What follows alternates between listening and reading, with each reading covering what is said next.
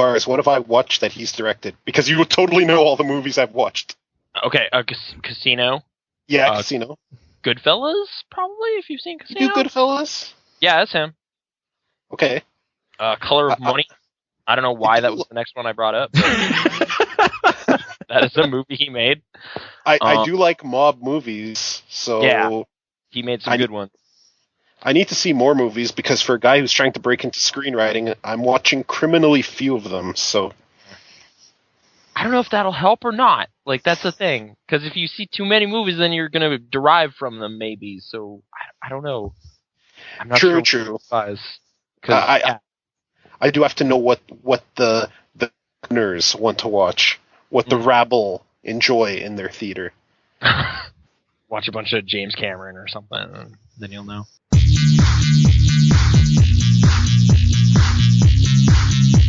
Welcome to the Pitch and Response Podcast.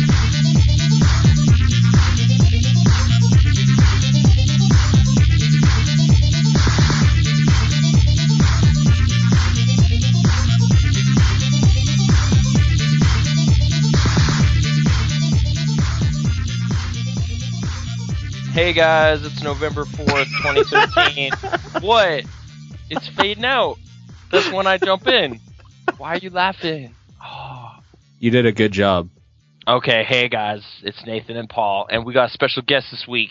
It's Carlos. How's it going, folks? Hi, hello. AKA Specs. Yes, that's one of the aliases. And Handsomefatman.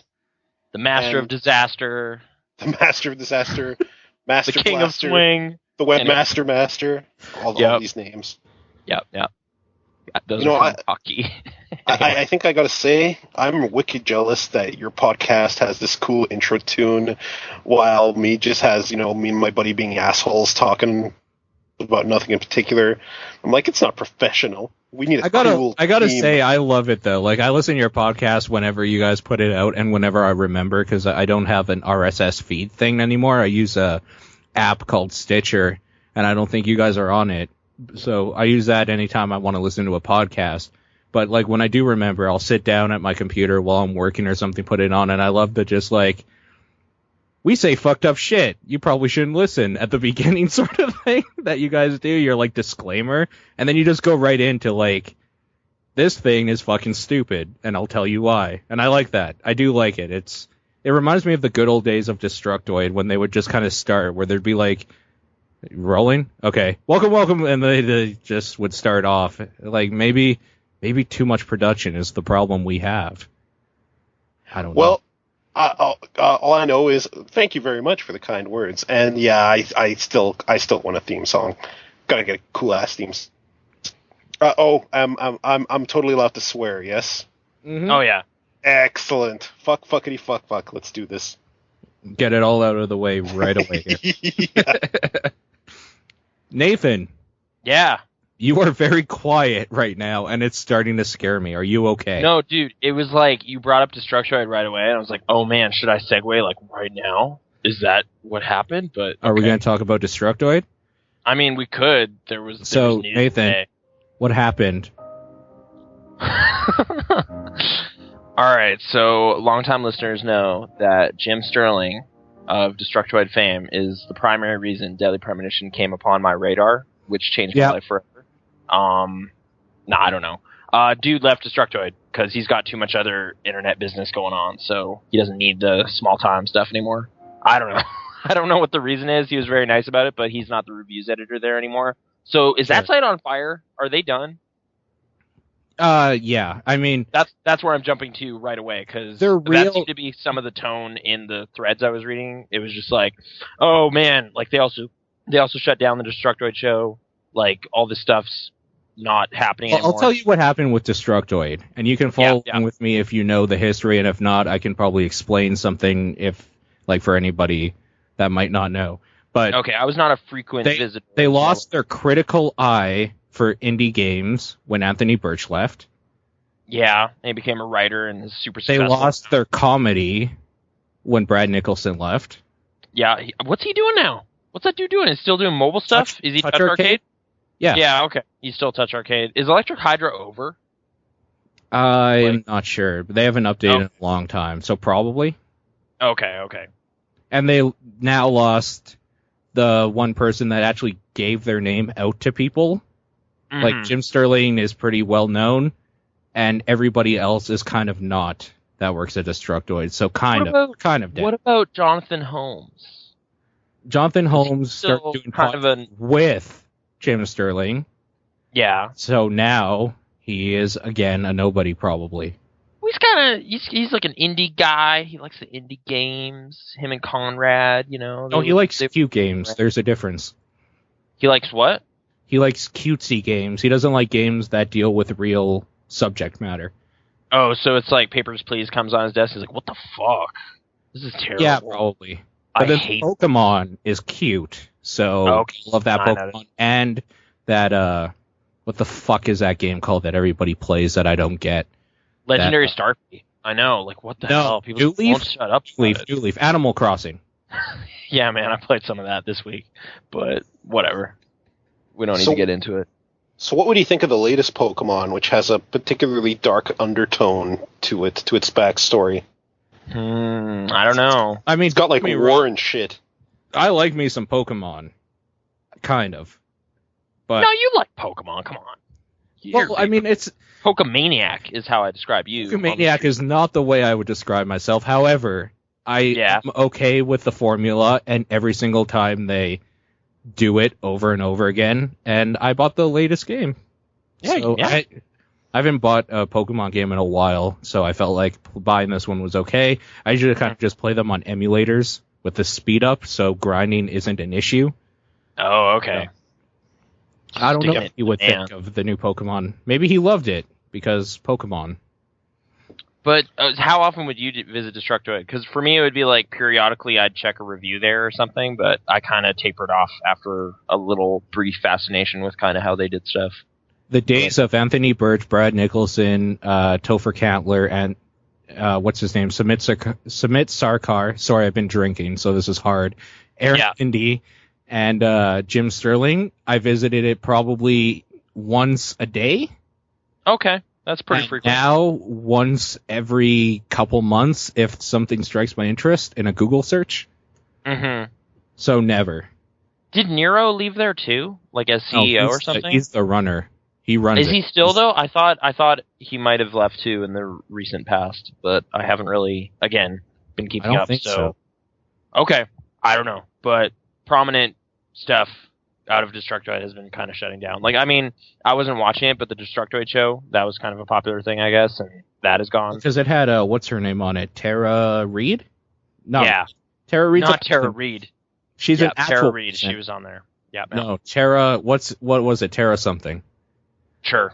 I'll just agree with you. I don't know. I don't know. It was a girl that played video games. Oh, what? That's crazy. Yeah, so automatically a million hits, right? Million hits. I feel like such a scumbag for saying that, but I'm being a little pessimistic lately because you go on Twitter and it's just like this girl with like a halter top on and her avatar says something about video games, like 100 retweets. I say something that I actually think about something that people should pay attention to, and like 2 people are like, yeah, I kind of agree. Yeah, like, but your tits aren't as nice as hers, man. I disagree. I don't know. Not seen me in a halter top, sir. I'm not saying that your tits aren't bad. Are bad. Aren't. Okay. Double negatives. Yeah. It's like, wait, so you are saying they're bad? I'm saying whatever is funnier. Oh, okay. In that case, hilarious. Anyways, but yeah, Destructoid has kind of been dead for a while, and Jim Sterling leaving is not another nail in the coffin so much as the coffin being thrown into the ground and buried. Whoa. Harsh words. I guess. I don't know. Shots Pixel Response versus Destructoid. That's not true at all. That would be great, though. That would give us so much attention. It'd be awesome. It's like we're starting to rap. Because Jim Sterling's gone. Nobody gives a shit. It would not give us attention. Oh, I guess so. It's like kicking a horse or whatever they say. The kids. Besides, I honestly actually genuinely like Jim Sterling, not because I agree with stuff he says, but because that guy actually has balls to say what he thinks. Do you watch Jimquisitions or I don't watch anything. Okay. Else. I've seen a couple of them, but yeah, I don't know. I've definitely kind of tapered off in general. With all of like too many Willem Dafoe jokes. I don't know. Like every time I'd listen to Podtoid, it was like, is this the same episode? Like I don't. No. Every time you listen to Podtoid, it was about Jonathan Holmes's supple anus. Yeah, no. It was like riffing on just weird sexual stuff, or hey, Willem Dafoe is hilarious. So I can't imagine what the Beyond Two Souls episode of their show must have been like. But I mean, it's kind of okay. Just like keep it on the down low, like we do. Like we don't talk about fucking each other as much, and like, not nearly as much. Like maybe 8% what they do over. So it's just, it's kind of got a bit repetitive, but or Gordon Ramsay doing ridiculous things. That was kind of. I can't remember who, but somebody in one of the chats was saying they were going to write fanfic about you and I got a little excited about it. I'm not gonna lie, because if that happens, I will read it on air. That's the 21st century way of knowing you made it. Is like there's slash fiction of you. That's how you know. Sure. So thank you, that guy. I guess I don't know. At some point in that fan fiction, I need to see the word mound used sensually. All right. That's very specific demands, but there it is. I mean, Carlos is a writer himself, so I'm sure there's certain words where he's just like, this word really titillates me. Indeed. And mound is on top of that mound. Pun not intended, believe it or not. That was terrible. Mound. There you go. Mound, there you go. Handsomefatman.com for all your wordplay needs. Yes. Site is under construction. Has been for about 2 years. Probably will be for another 2. We'll see how that goes. It's like pixel response. There you go. Anyway, Destructoid's dead. We can move on. I mean, rest in peace. Pour one out. I'm going to pour one out in my mouth right now. Hold on. I'm going to see if I want to see if I can get the sound of me pouring one out into my mouth. Okay. Hold on, okay? Oh. I was going to... Okay. Well, there was definitely the reaction to it. That was too much, way too fast. That was everything I hoped it would be. There's a beer gone. I guess just briefly bouncing back to Destructoid stuff, like I enjoyed Jim Sterling's kind of take on games because he was not afraid to use the whole scale, right? Like if a game came out that he didn't like, it gets like a 2 instead of like, it's all right. No, 7. like if a game came out that he didn't particularly love, but he had a good hour with it, like sure, 3 or something. Yeah. It's still a slight glimmer of something decent there, but like you probably shouldn't pay money for it instead of like a 6 where it's like this is under 7, so it automatically fails the buy test, which everybody's like used to.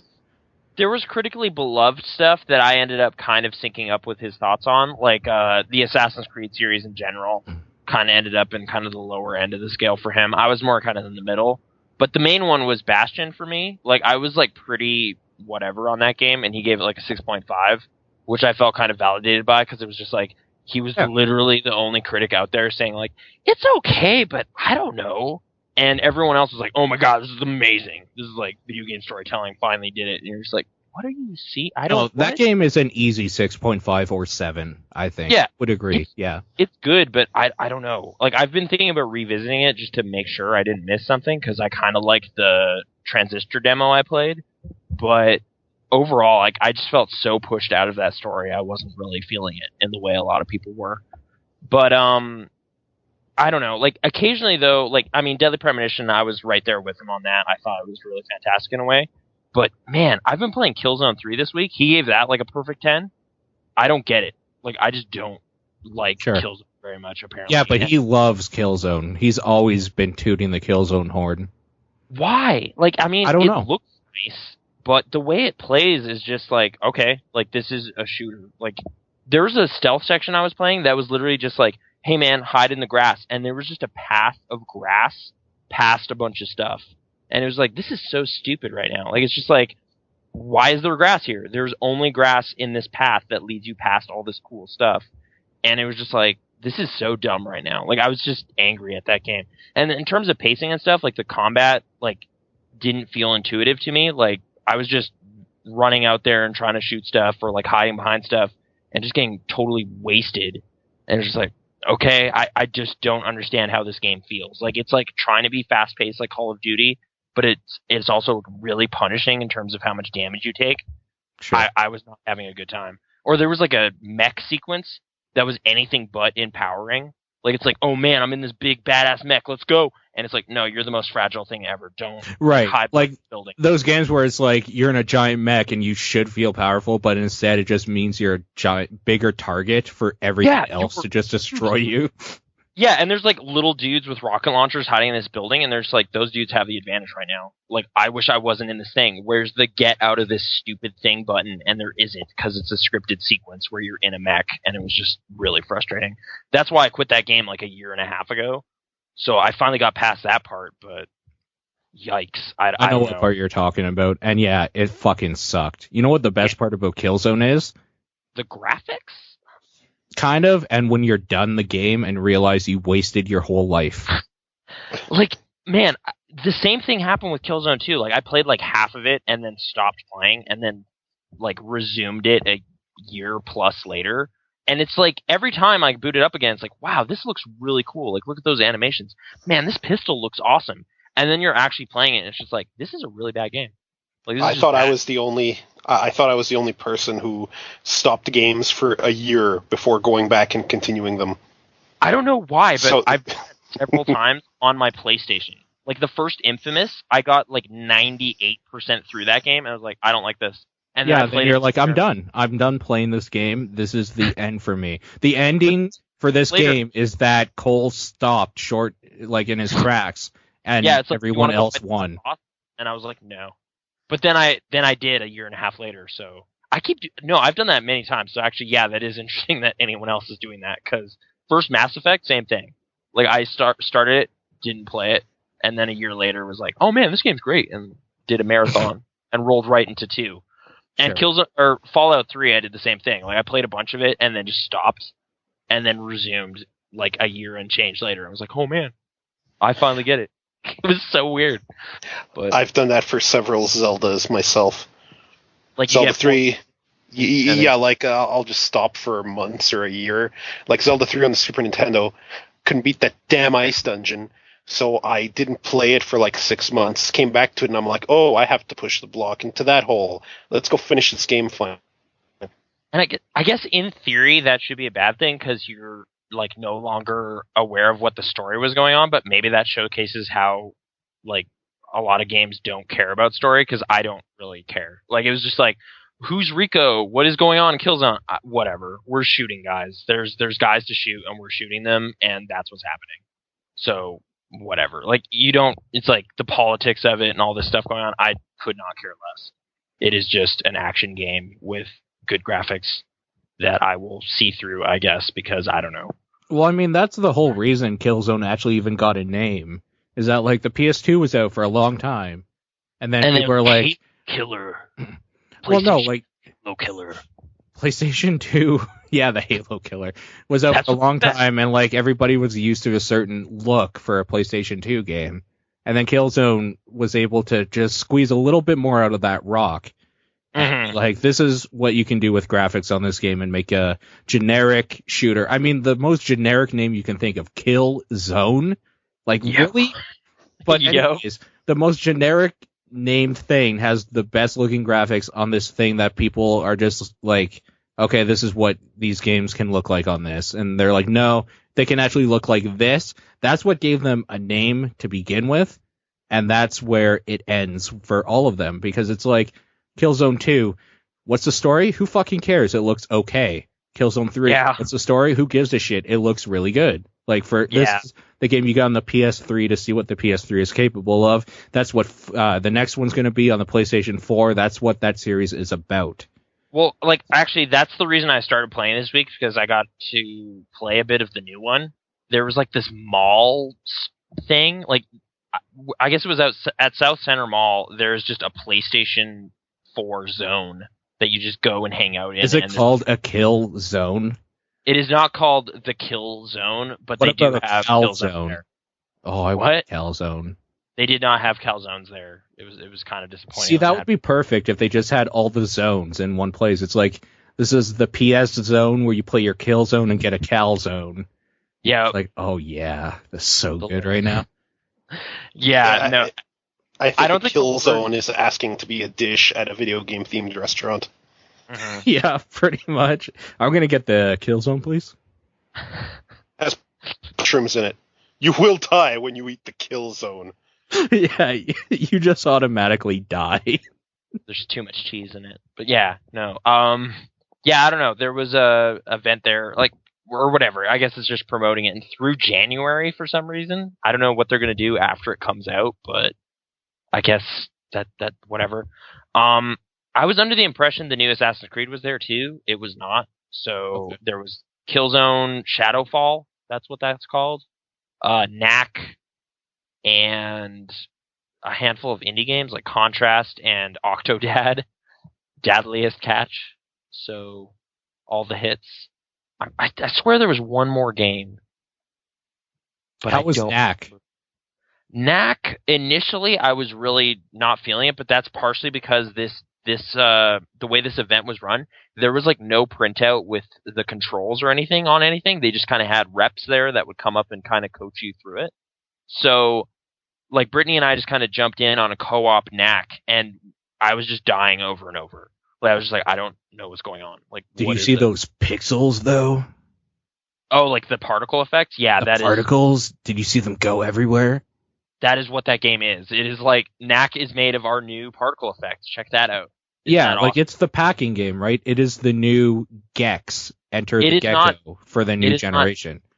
It is not actually a packing game, but yeah, It probably should it be, is though. a very simple kind of tech demo-y thing in a way. But I guess what I was doing wrong, as I found out later, because I went in there looking again for like, how does Assassin's Creed 4 look on this thing? Like, I want to see if there's like a clear difference between the current gen and next gen kind of thing, and there wasn't. So I was just like, okay, I guess I'll just play Knack. That time I had a rep playing with me, and he kind of explained some stuff. There's a whole like switching between little Knack and big Knack thing, so I wasn't doing that before. So there's like all these traps. It's basically just obstacle course sections where there's like pressure plates and stuff, and if you step on them, a bunch of arrows start shooting at you, and I was just getting totally destroyed by these arrows. I was supposed to be shrinking down to small Knack, and then I could step on those and it wouldn't matter. And then I turn back into big Knack and then punch dudes. Maybe you just So- gotta get the knack of it. There you go.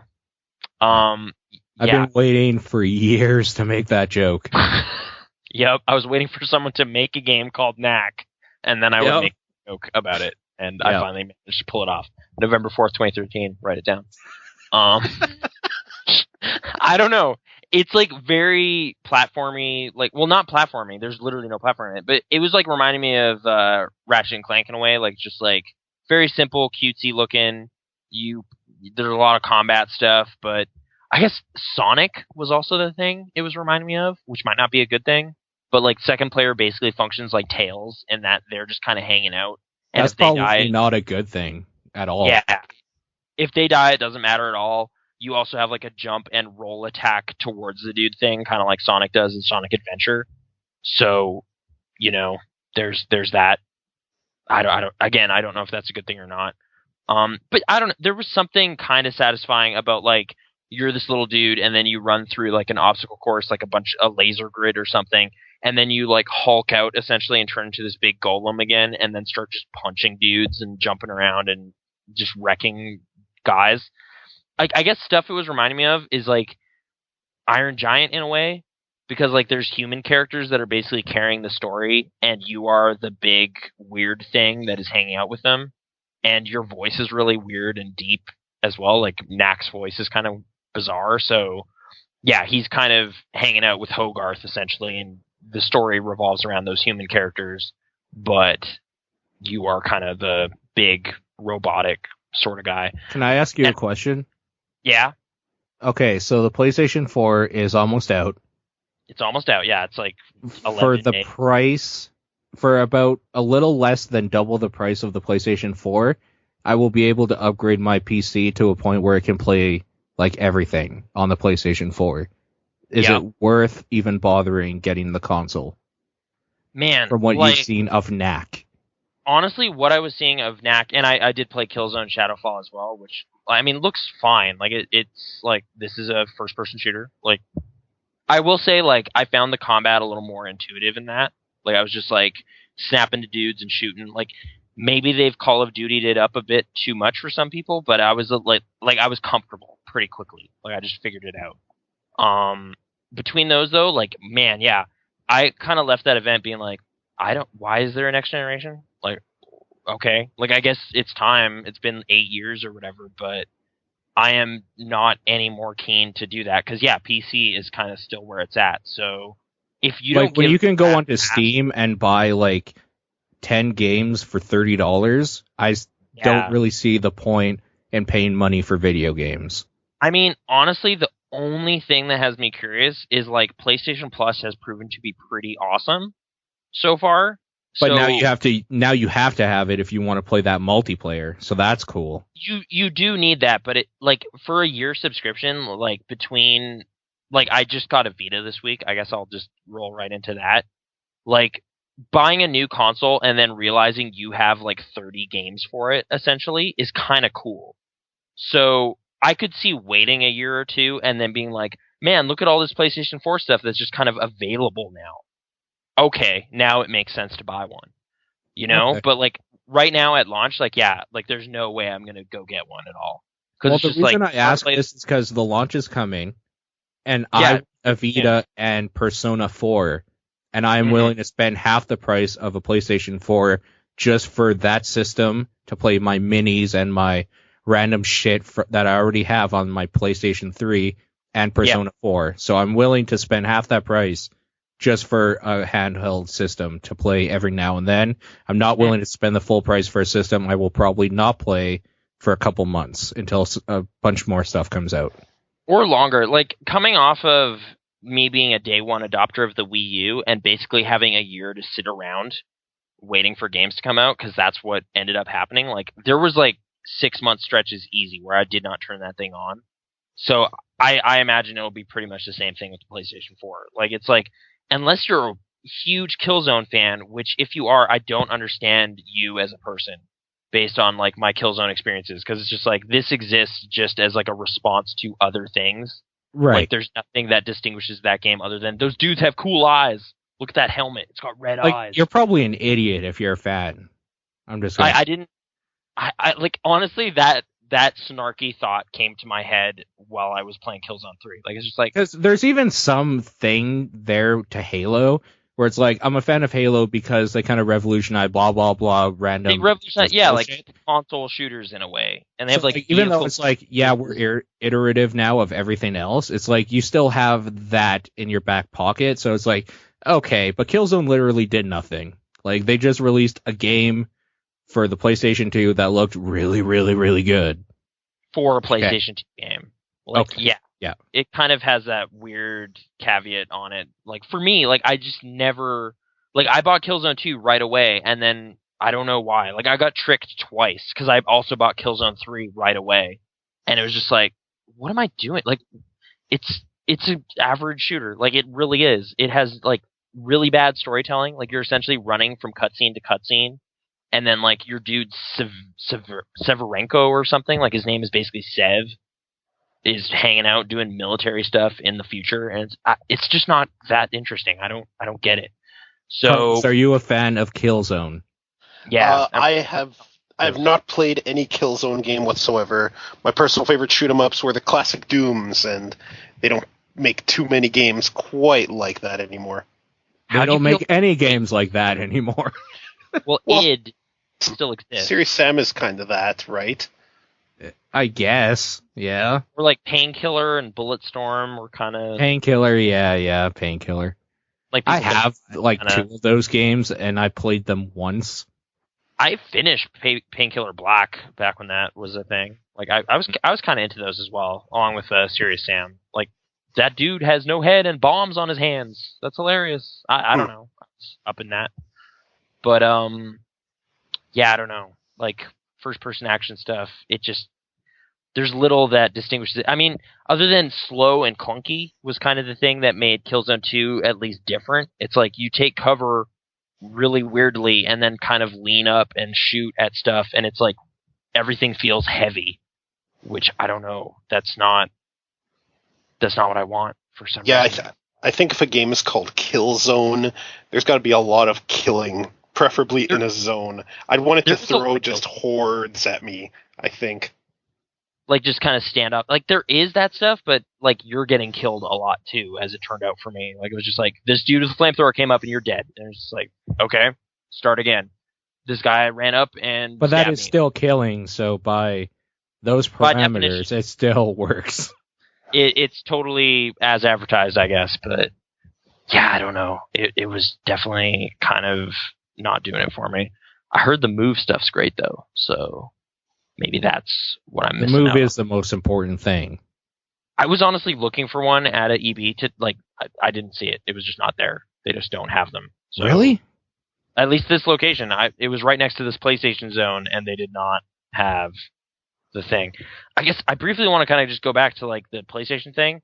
I went in twice because I wanted to, like, I was like, oh, I must have missed some games. I'm going to go try to play those again because they kind of cap you at 15 minutes and then kick you out and bring in a new group. The poor guy that has to run that demo thing basically has to hit the same talking points every single time. So it was kind of sad seeing it's just like, all right, if you folks will just step this way, where greatness awaits. And, like, seeing him kind of trying to, like, make that interesting each time was just kind of like, oh man, this sucks. This poor guy. Step this way where greatness awaits, please. Yeah. Like, I'm sure, like, 6 hours later, or, like, a few days from now, or, like, come January, that poor guy, I can't imagine, like, how. Well, he's probably going to kill himself, right? He's just going to snap when someone says greatness to him. Don't you want to just bask in the greatness, then stab. Just terrible tragedy. And he has to watch the same video, like, every 20 minutes, and has the same pumping song that's, like, amping up all these games. And it's just like, I heard it, like, twice, and I was like, all right, like, this is redundant. And that guy, like, I don't know. They should probably rotate through their entire staff to be that designated dude, and then at least he'll get to play some Knack or something. Well, I'm sure everyone there will also be totally sick of Knack in, like, 3 months. Or 2 months, I guess. So, whatever. PlayStation. They have a thing coming out. Yep, they do. Sony, to be specific, I guess. Yeah, have Sony a thing coming out. And yeah, no, you're kind of right to be like, why would I get this? I don't know. I wouldn't. Like, they're giving free games and stuff to Plus members right away. Like, you get Contrast, which is also there, which I played a bit of. It's okay. It's like a side-scrolling platformer that also has 3D stuff in it, but it's a platformer. Like, I guess my thing is, like, remember when the Wii U came out and I was like, why would I get this?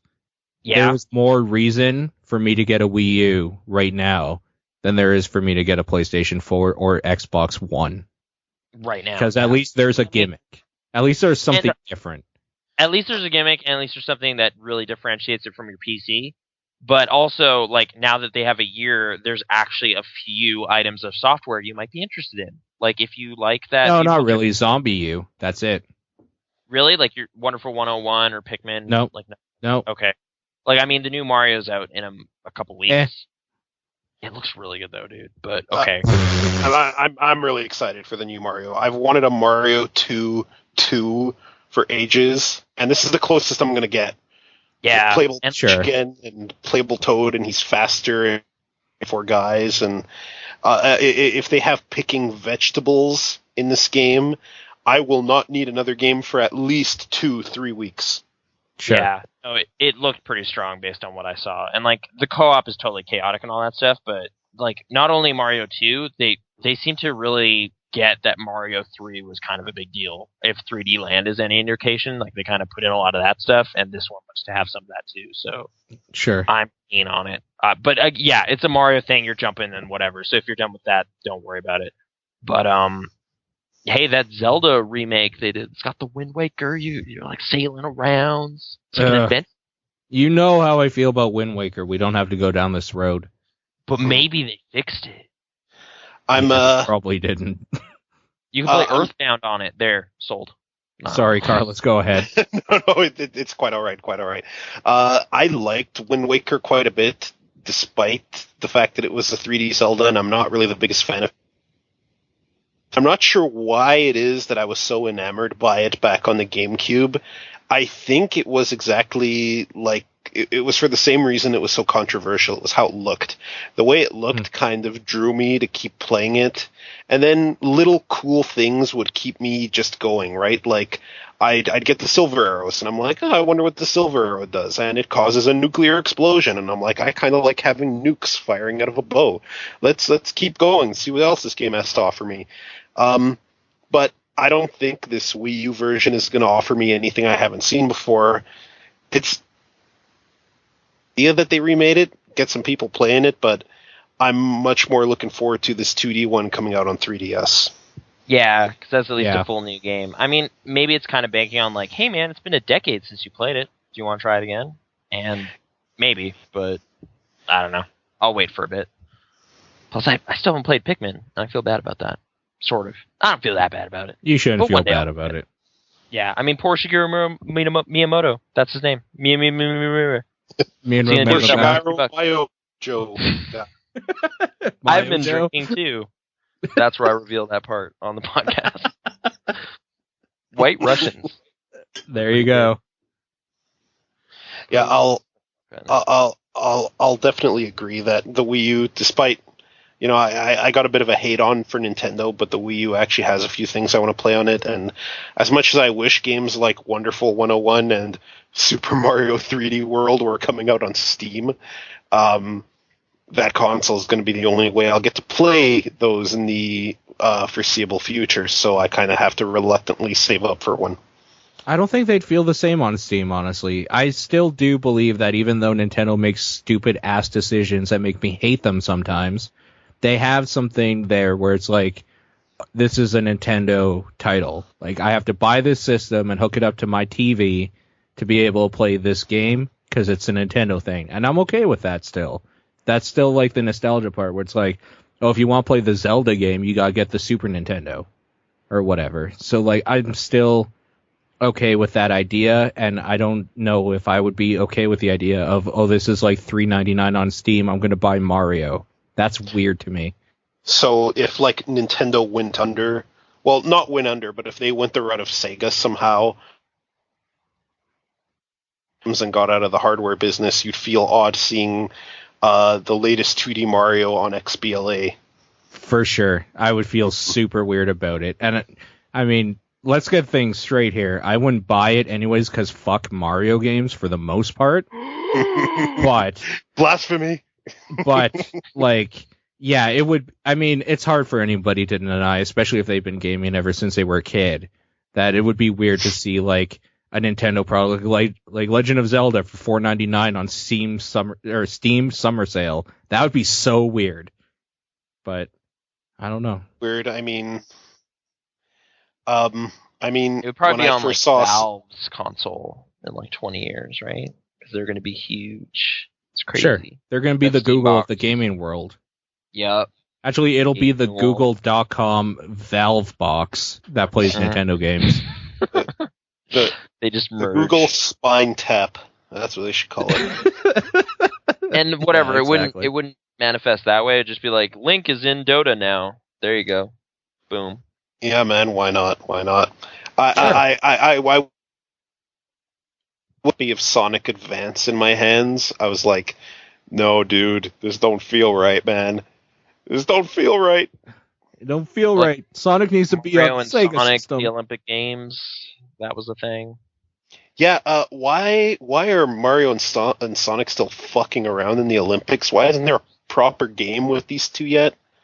I don't know. Smash Brothers doesn't count. I agree. Smash Brothers never counts because fuck those games too.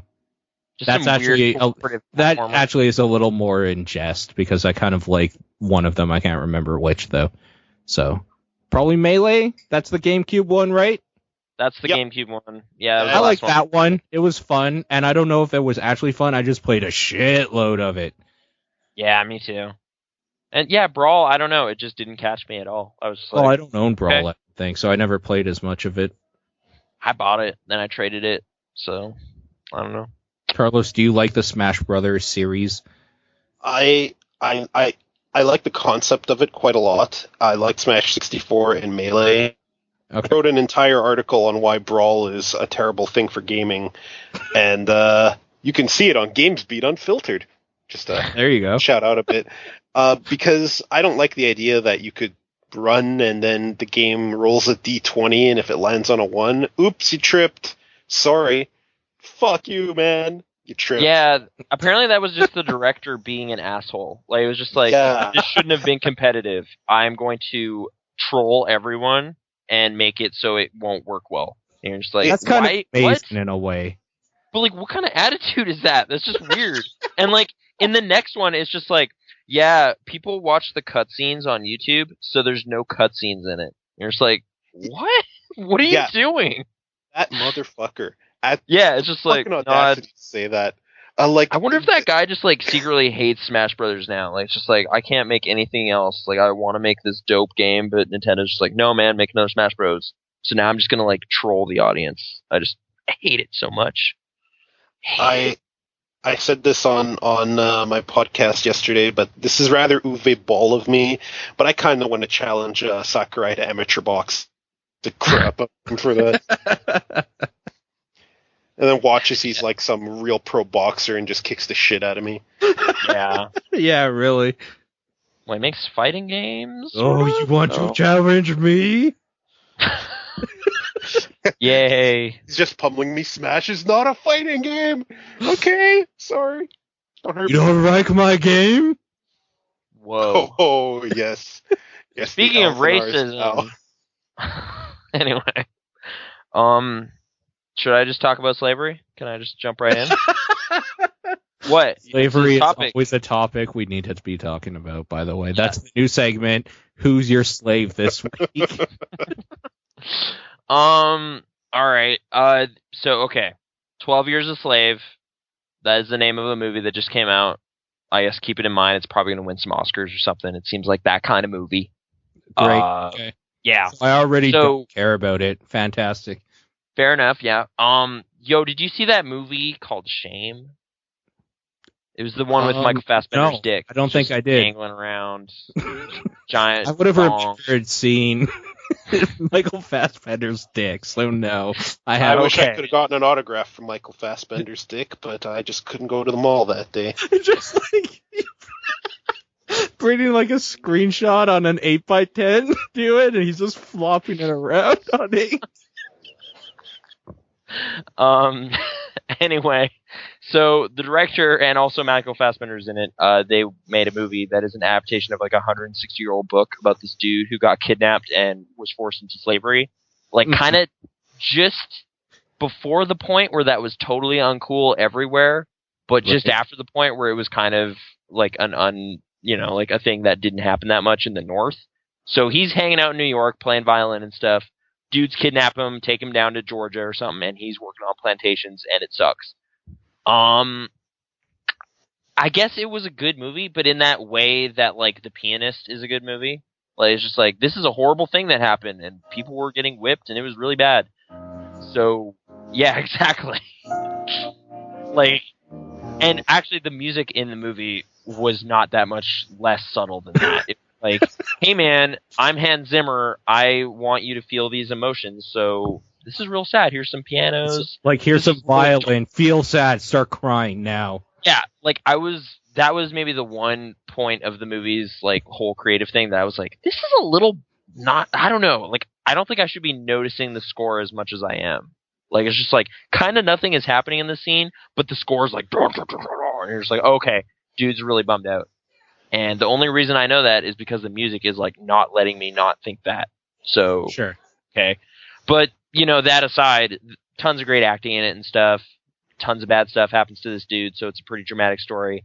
And I guess as you were saying before the podcast, like that was maybe one of the things I was thinking about. Whereas like, man, this guy's got a great dramatic story. I mean, I know a lot of bad stuff happened to him, but it kind of made me reflect on just like where my life is, and it's just like, man.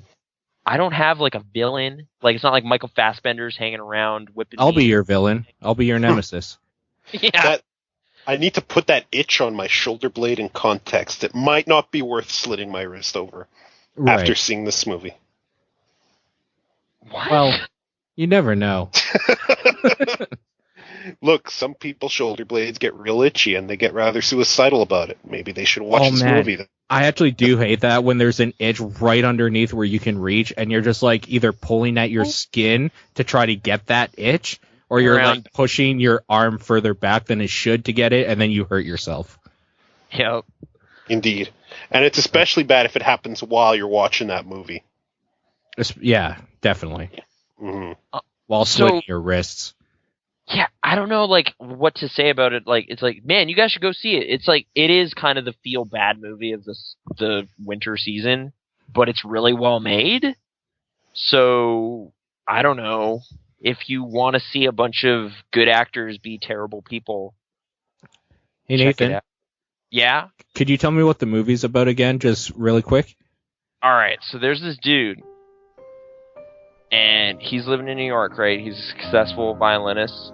He just goes out one day with, like, you know, for this business opportunity, and these two guys get him drunk, and then just, you know, he passes out in the alley or whatever. They sell him into slavery. He gets taken down south. Oh. Alright. Benedict Cumberbatch is like, alright, this guy's pretty cool, I'm gonna buy him. He's kinda, you know, he owns him for a bit. He's kinda nice to him, but at the same time he's not really helping him out, despite really knowing he's, you know, more educated than he's letting on. I'm sorry, okay. And how many Klingons does Mr. Cumberbatch kill in this movie? How many what? How many Klingons does he kill in this movie? He has a gun at one point, but I don't think he actually kills anybody at all. So... Oh. Well, I'm not going to go see it then. Yeah, pretty much. Fassbender's the real kind of antagonistic force in it. He owns him for a lot longer and is a lot more awful. Like, kind of the weird contentious relationship between him and his wife is kind of great. Because, I mean, man, this movie throws dark, so I don't know how to really say, like, yo, so rape? That's kind of a subtopic in the movie. Sure. You know, slave ownership and stuff, it would often get really abusive in that regard. So his wife kind of knows something's up, and there's just like tons of scenes of just like him, like her trying to tell him what to do. Like, you, like, I know. And he's just kind of like, yeah, whatever. I'm drunk and whatever. Like, he's just total asshole. So yeah, Fassbender is unique. I don't know, a pretty great villain in this movie.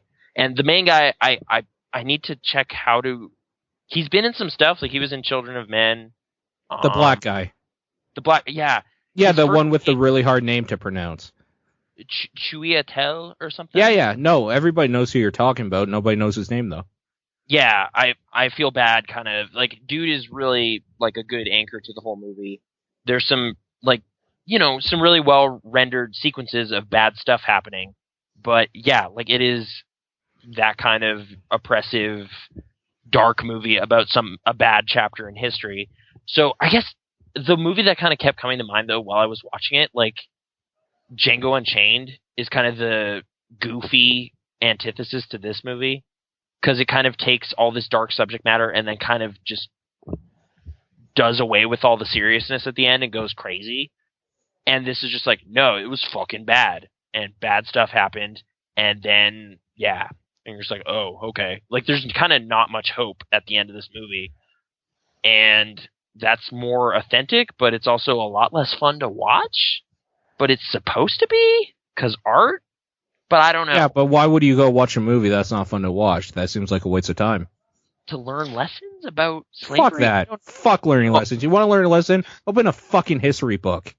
Or read the memoir in which it's based off of, I guess. I don't know. Like, Those for you too, Anne Frank. I'm watching. I guess, in a way, I feel this movie might be kind of like, maybe more important to the United States, like that kind of culture, like a little history lesson that you might not want to know, but it's good to know, maybe. But like being a little more distance from it, it was kind of like, this is a, you know, well rendered story, but I don't know, like it's not especially relevant to any of our history, really, right? Like, not exactly. I don't know about our history because history sucks. Oh, okay.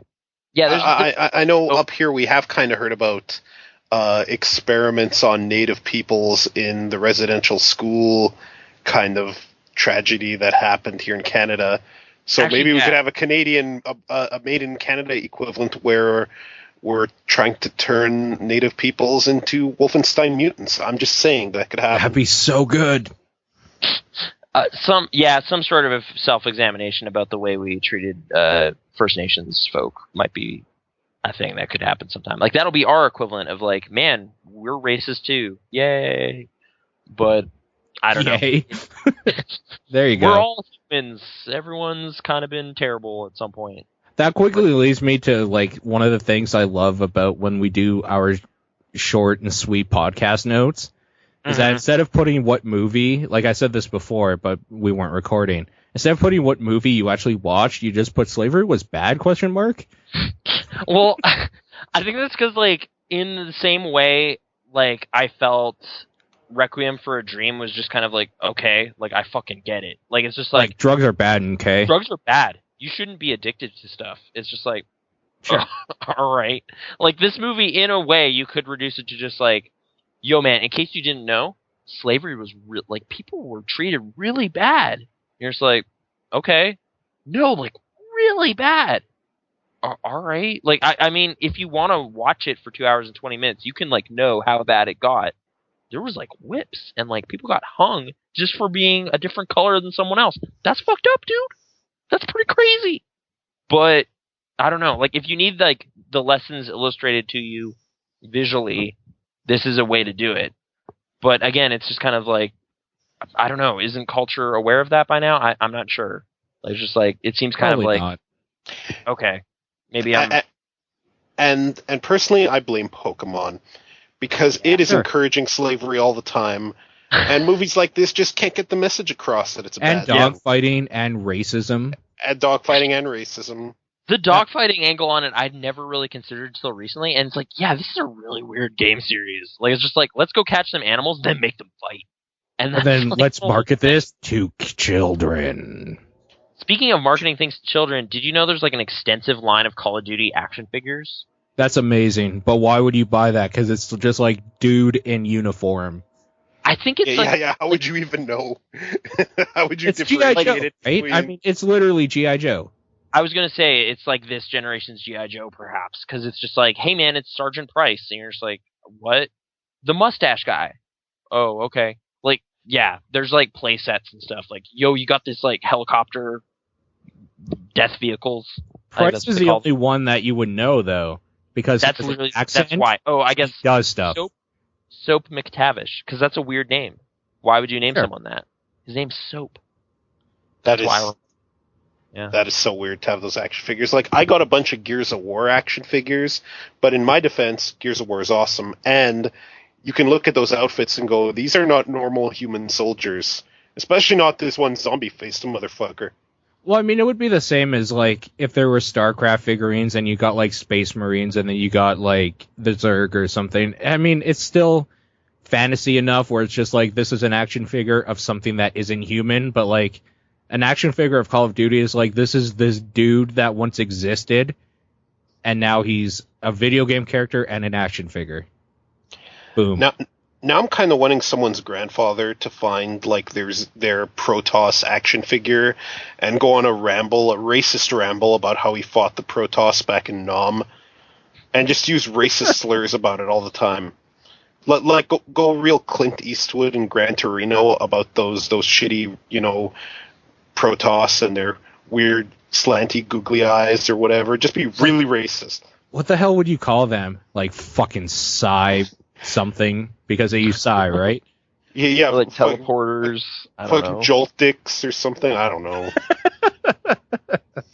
Are they a different color? Because then you could just call them the blue. I think they're like purple, blue-ish. They're something like that. Yeah. No word you could use. You could call them Skypes, because Skype always sounded like a racial slur to me. It's like those dirty Skypes and their silences. Fucking dirty Skypes all over my lawn. What do you call a dead Skype in a ditch? A start.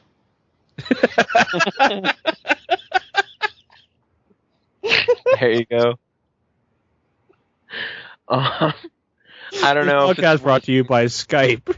Download Yeah. Skype now at skype.com.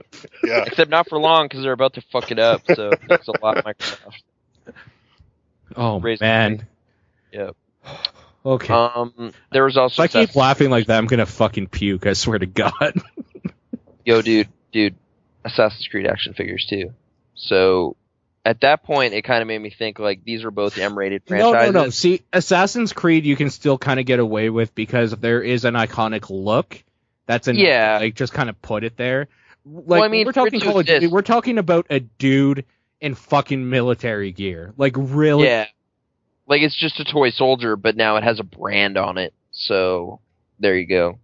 Sure. But I guess the thing I was saying is like both of those are M-rated games, but these are like 10-year-old toys. So that's kind of weird. But then I was thinking back to my childhood. I remember seeing like Terminator 2 action figure commercials. So it's kind of always been like this. But like even then, not when you saw the Terminator 2 action figures, you wanted Terminator. You didn't want like random person in the movie. You know what I mean? Like you didn't want the person action figure. You want a robot with the glowy eyes. No, I get your point of like there's no distinguishable personality to Call of Duty for it to like actually warrant action figures. But yeah, I guess I'm just we're making kind of different points, I guess. But that dog, man, that dog can get an action figure. There you go. Call of Duty is in stores now.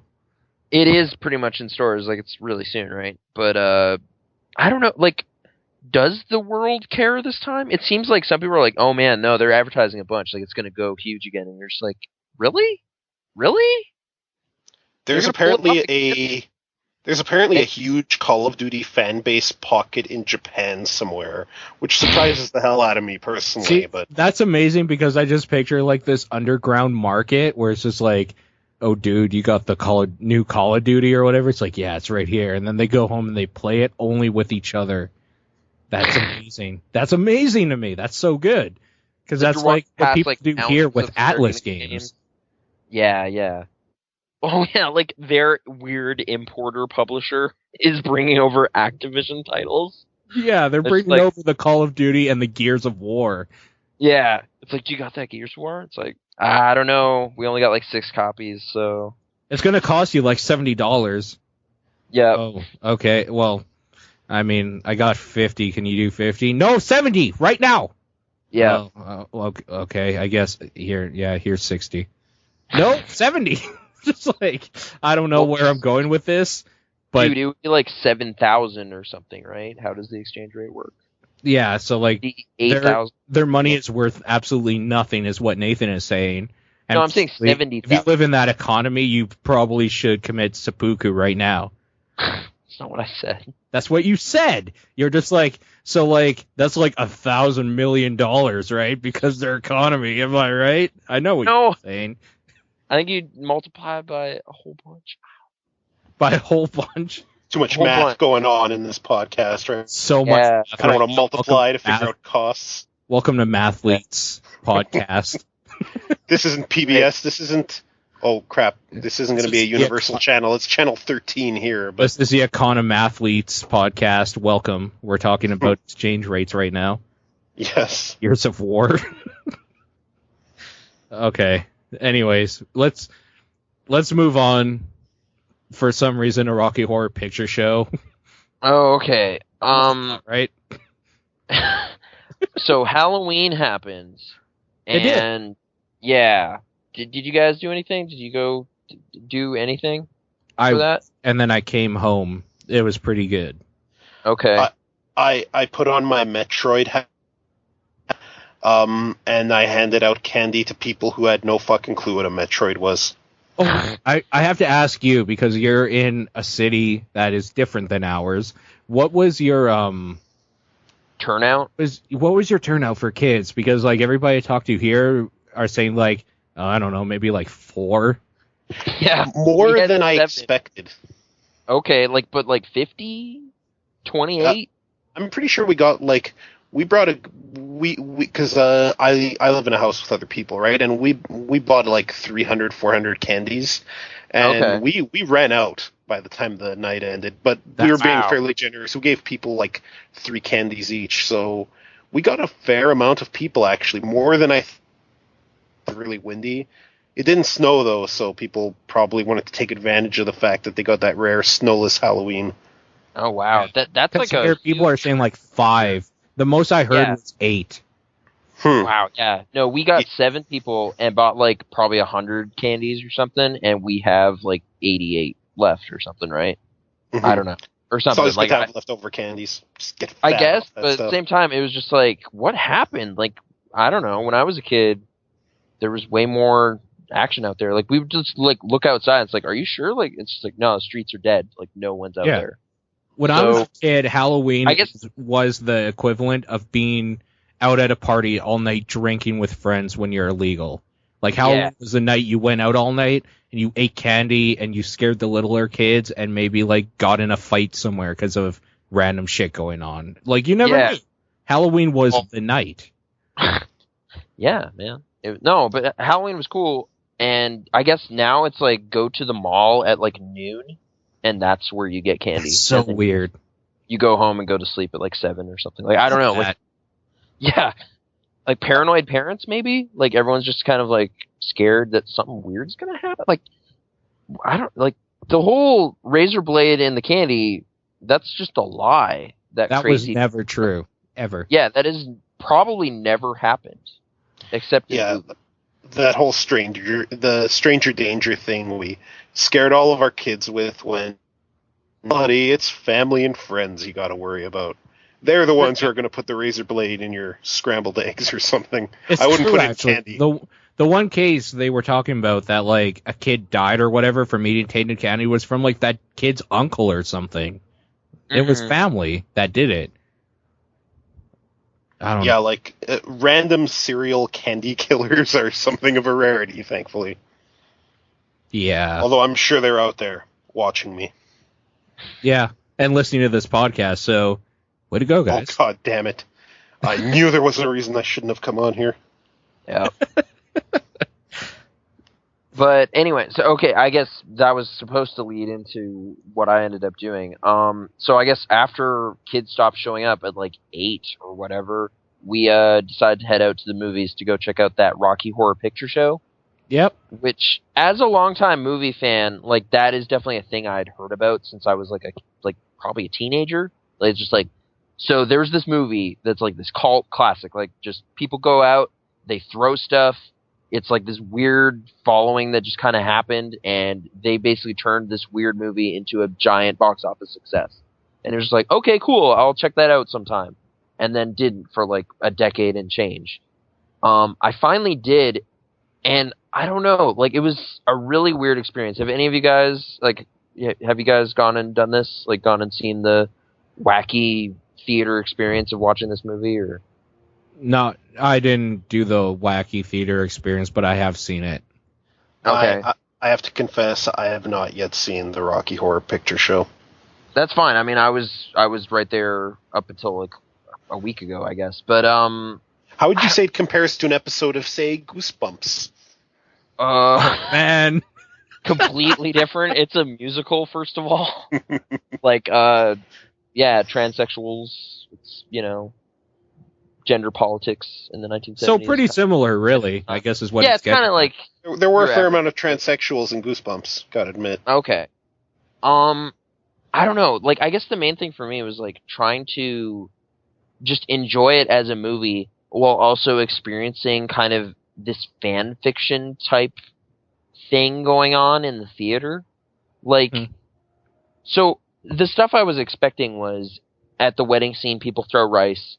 At the scene where he gives a toast, people throw toast. Like, just dumb shit like that kind of just makes the theater experience kind of weird and wacky and kind of funny. Like, it's raining, so everyone's shooting water guns up in the air. So it's like you're in a weird theater that has this gimmick where it's like you're in the rainstorm. Like, it's raining on you. It's like, okay, that's kind of neat.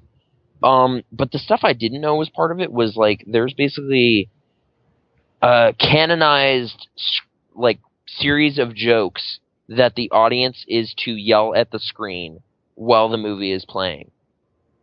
And I don't know how these jokes got, like, derived, but apparently it just kind of happened over the course of this movie being out for 38 years, I guess, now. Mhm. Like, but I guess it was kind of just established pretty early on. Like, come 1977 or whatever, when this was like a midnight movie and really popular, this was already established. Some of the jokes the audience is to yell at the screen, I just don't like. Like, they're just kind of shitty. They're just like, that was not funny. Like, why is that not only like a joke I'm hearing, but like this is a sacred thing to like these fans or whatever. Like, this is a thing you have to say. You have to say this shitty joke at this point in the movie.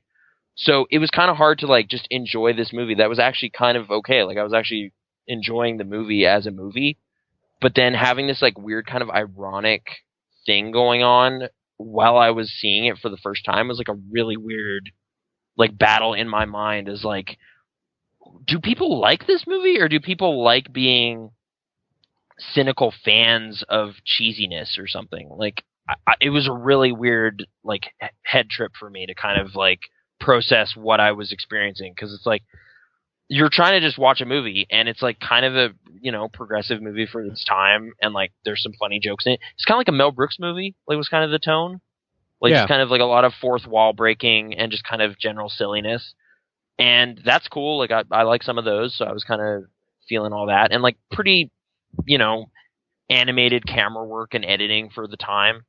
But yeah, like, I don't know, trying to enjoy something at face value while also having a group of people just kind of yelling at it was really, really weird for me. So I left kind of just in this frustrated state of like, I think I like that movie, but I think I hate the fan thing. I don't know. Fandoms are the worst. They are the The worst. worst. I fucking hate fans. Like, it's like, are you, like, for me, I guess the revelation was like, I think these people are fans of being fans, not so much fans of this movie.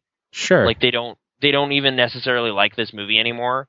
They just kind of like being in this culture that lets you yell at stuff and be ironic or something. Like, it's campy, but it's kind of like mutated into this weird thing. And I don't know. It kind of made a lot of cultural and like fandoms make sense, because it's like the most extreme example I've seen of that. Of like, this is a uniform. Like, again, like, it was almost like being, like, this is maybe a bit too specific and a bit weird, but it was like almost recalling memories of like being in a church service, which like with a totally different like denomination. And it's just like, what the hell is going on? Like, when everyone's like reading stuff and like saying things out loud in like uniform way, it was kind of like, Or like it's when kinda reminding me of that. the preacher at the front says something and everybody chants this weird thing back at him at the same Yeah. time. And you're sitting And in there this being one- like, what the fuck? Yeah, Yeah. like in this case, the preacher is the movie, Sure. and the crowd is to respond in a certain way, and it was Well, kind we of described it. I was asking you if it's like kind of The Room. I mean, sure, Mhm. better movie. But the reason Yeah. people go see that movie in theaters is so they can like do certain things back at it. Oh, really? Like, it's not Like, just like everyone They goes repeat the and lines laugh back or something and blah, blah, blah. No, like there's a fandom behind it where they enjoy the campiness, but they hate the movie. well, yeah, okay. I definitely think that, because first time I watched that movie, I loved how shitty it was. Trying to watch it a second time, the joke wears thin real quick. Where you're just like, what am I doing right now? Yeah, like yeah, and sometimes an audience can enhance that experience, right? Like, the first time I watched Freddy vs. Jason was in a theater in Vancouver, where the whole audience realized they were watching a comedy, just a campy comedy. So everybody was laughing, everybody was having a good time. Occasionally someone would yell something out, and it would be all in good fun. I watched that movie a second time back here in Edmonton, and me and my buddy were laughing for laughing at the cheesy deaths because they were getting horrified by it. So the audience can make or break the movie sometimes. Yeah, like I've had good audience experiences. Like when I saw Grindhouse, that was just kind of a rowdy Sure. crowd, but that kind of so fit the tone of that movie and what it was going for. So I was Well, like, B-movies in general are there to just basically make people go, yeah, or ooh, or do Yeah. dumb shit. and I guess my problem with this is that, like, initially, like, if I saw this in 1975 or 1976 or something, and it was like the first time the crowd was kind of doing this, that would have probably been really fun. But now that it's like rehearsed craziness is just weird. Like it's like I don't want to kind of step on too many toes because I know a lot of people really, really like Mystery Science Theater 3000, but they rehearse their jokes. Like they script those out. They watch that movie like 50 times and then, well, like 3-4 times, right? And then they kind of like have a script they're doing. And it's kind of like what Let's Players do. Yeah, well, sometimes, yeah. Like they've played this game many times, so they know things to joke about. Like for me, that kind of like if you can tell just in the tone or like the way it's said, the delivery that it's not like improvised, that it's not organic, it kind of ruins it for me. Like it's just not funny. Like it's just like, oh, okay, they planned for that. Like okay, like it just kind of rolls right off. It doesn't work. So like there's jokes in the like Rocky Horror Picture Experience where it's like, they're yelling back things that are funny, I guess, if you are of the same mindset as the person yelling them. I will also say, like, the crowd was doing all like the throwing stuff and whatever, but there was like maybe a handful of people in the crowd that knew the jokes to yell. So it almost seemed like, you were at a comedy club and someone was heckling the comedian. Like it was just like someone was yelling and they were supposed to, like you kind of get that. But in any normal movie circumstance, you can be like, Jesus, shut up. What are you doing?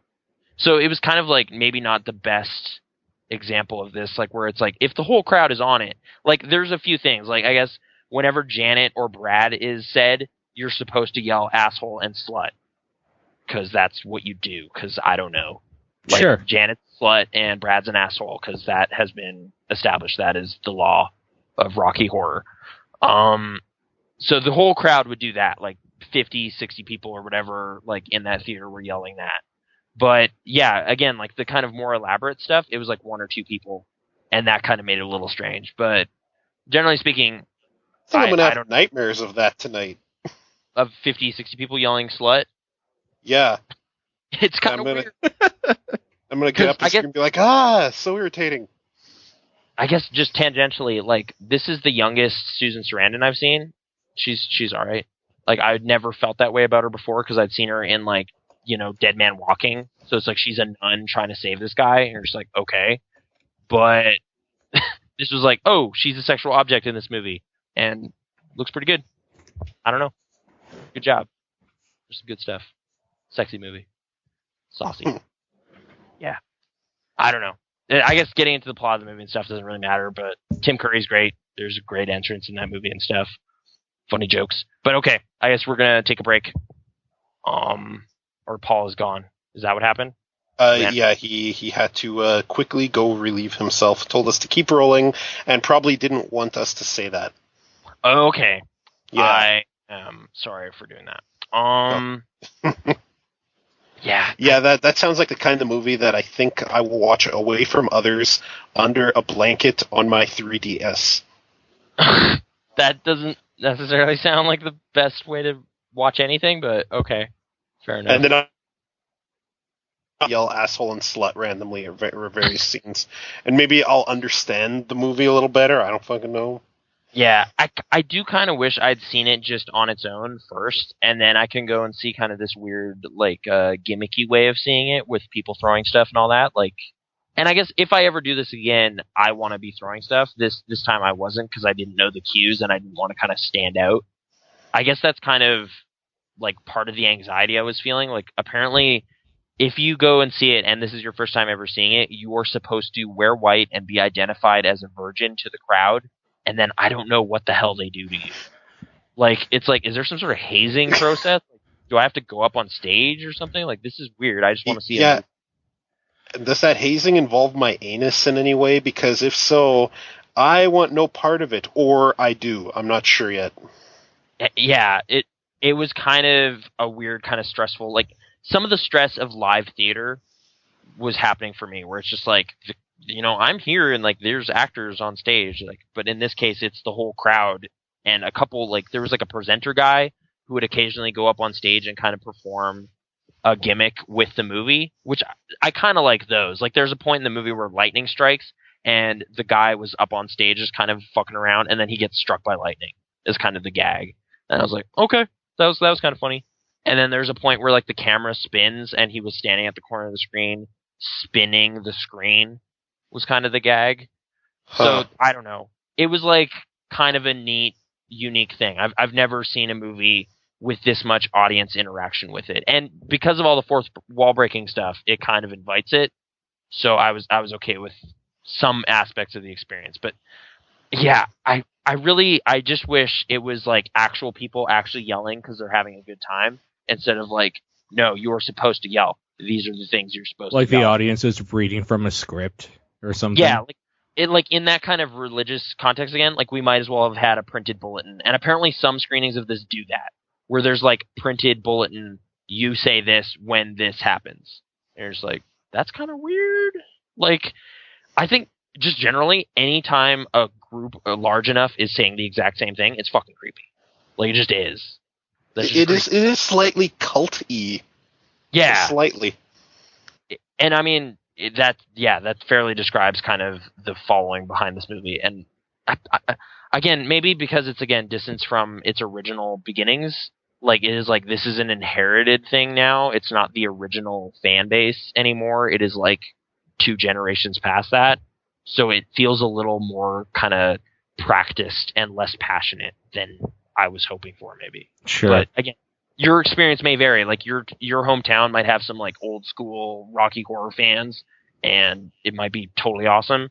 Mine was like the 9:30 crowd on Halloween, so not necessarily the right people. I hear New York has a good crowd for that specifically. That might totally be true. Overall, though, like, I mean, again, I like the movie itself, and I like Tim Curry generally, and like there was things I got out of that experience that I enjoyed, but weird night. Is it weird that every time I think of Tim Curry, I think of Home Alone 2? No. I was thinking of, I'm not even joking. That's seriously my go-to when it's just like Tim Curry. Oh yeah, hotel guy. Yeah, he Home was Alone. the hotel guy. He gives him gum instead. Oh no, that was Rob Schneider. Rob Schneider was the bellhop. Tim Curry was the guy at the Cinematic counter. Classics. Yeah. Yeah. No, that was a weirdly I guess it should be one probably. Pennywise Dancing Clown, but it's not. Home Alone. Pennywise going around too, but okay.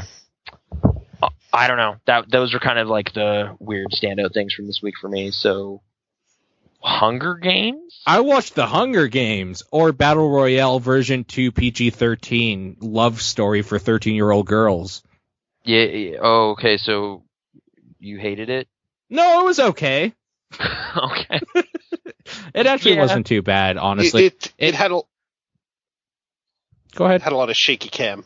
Damn that shaky cam. I was talking to you about it before the show, but they didn't need to shake the camera when she was just talking to her not boyfriend. Sure. Yeah. I was going to say something really, really dirty, but I'm going to pass it. Anyways, CG dogs, they looked shitty. Yeah, they looked really fucking stupid, and the whole premise is kind of fucking stupid, but it kind of is okay at the same time. Like, the actual premise of the Hunger Games or whatever, it's like, it's been done before, Battle Royale, blah, blah, blah, blah, blah, but at the same time, Districts and this future thing is just fucking stupid, and it's just stupid. But otherwise, sorry, go ahead. I mean, it's like a super derivative thing. Like, it's like, hey man, Orwell, Stephen King's Running Man, you know, like, there's points of reference that seem to really impact. Sure, of all things that are much, much greater and more well-written. However, there is still something to this movie where it was still enjoyable to watch, even though I knew that she would kind of, quote-unquote, win at the end. And this isn't because I read the books. I'm not going to read the books, so stop fucking saying that. Because, like, I mean, we've had this discussion before where it's like, oh, well, you should read the book. It's like, oh, well, you should go fuck yourself because this should stand alone in its own medium. If it doesn't, it's a fucking failure. However, it's okay. Like, all in all, it's okay. 2.5 hours at work. I got paid basically for sitting on my ass and watching this movie. It's totally okay. If I went to a theater to watch it, I might have shot myself. Like, I might be dead right now if that happened. So hyperbolic. But okay, it was that bad. Is that it kind of avoids the whole trap of the of Katniss and her second not boyfriend, who she really doesn't want to be the girlfriend of, not falling in love in a cliche way, but they have to put up that appearance. Spoiler alert, if you haven't seen the movie, don't listen to anything I just said. It kind of avoids that trap. Like, there's no romantic subplot because the romance is all faked, because she has to do this in order to bring down the regime. And I kind of like Sure.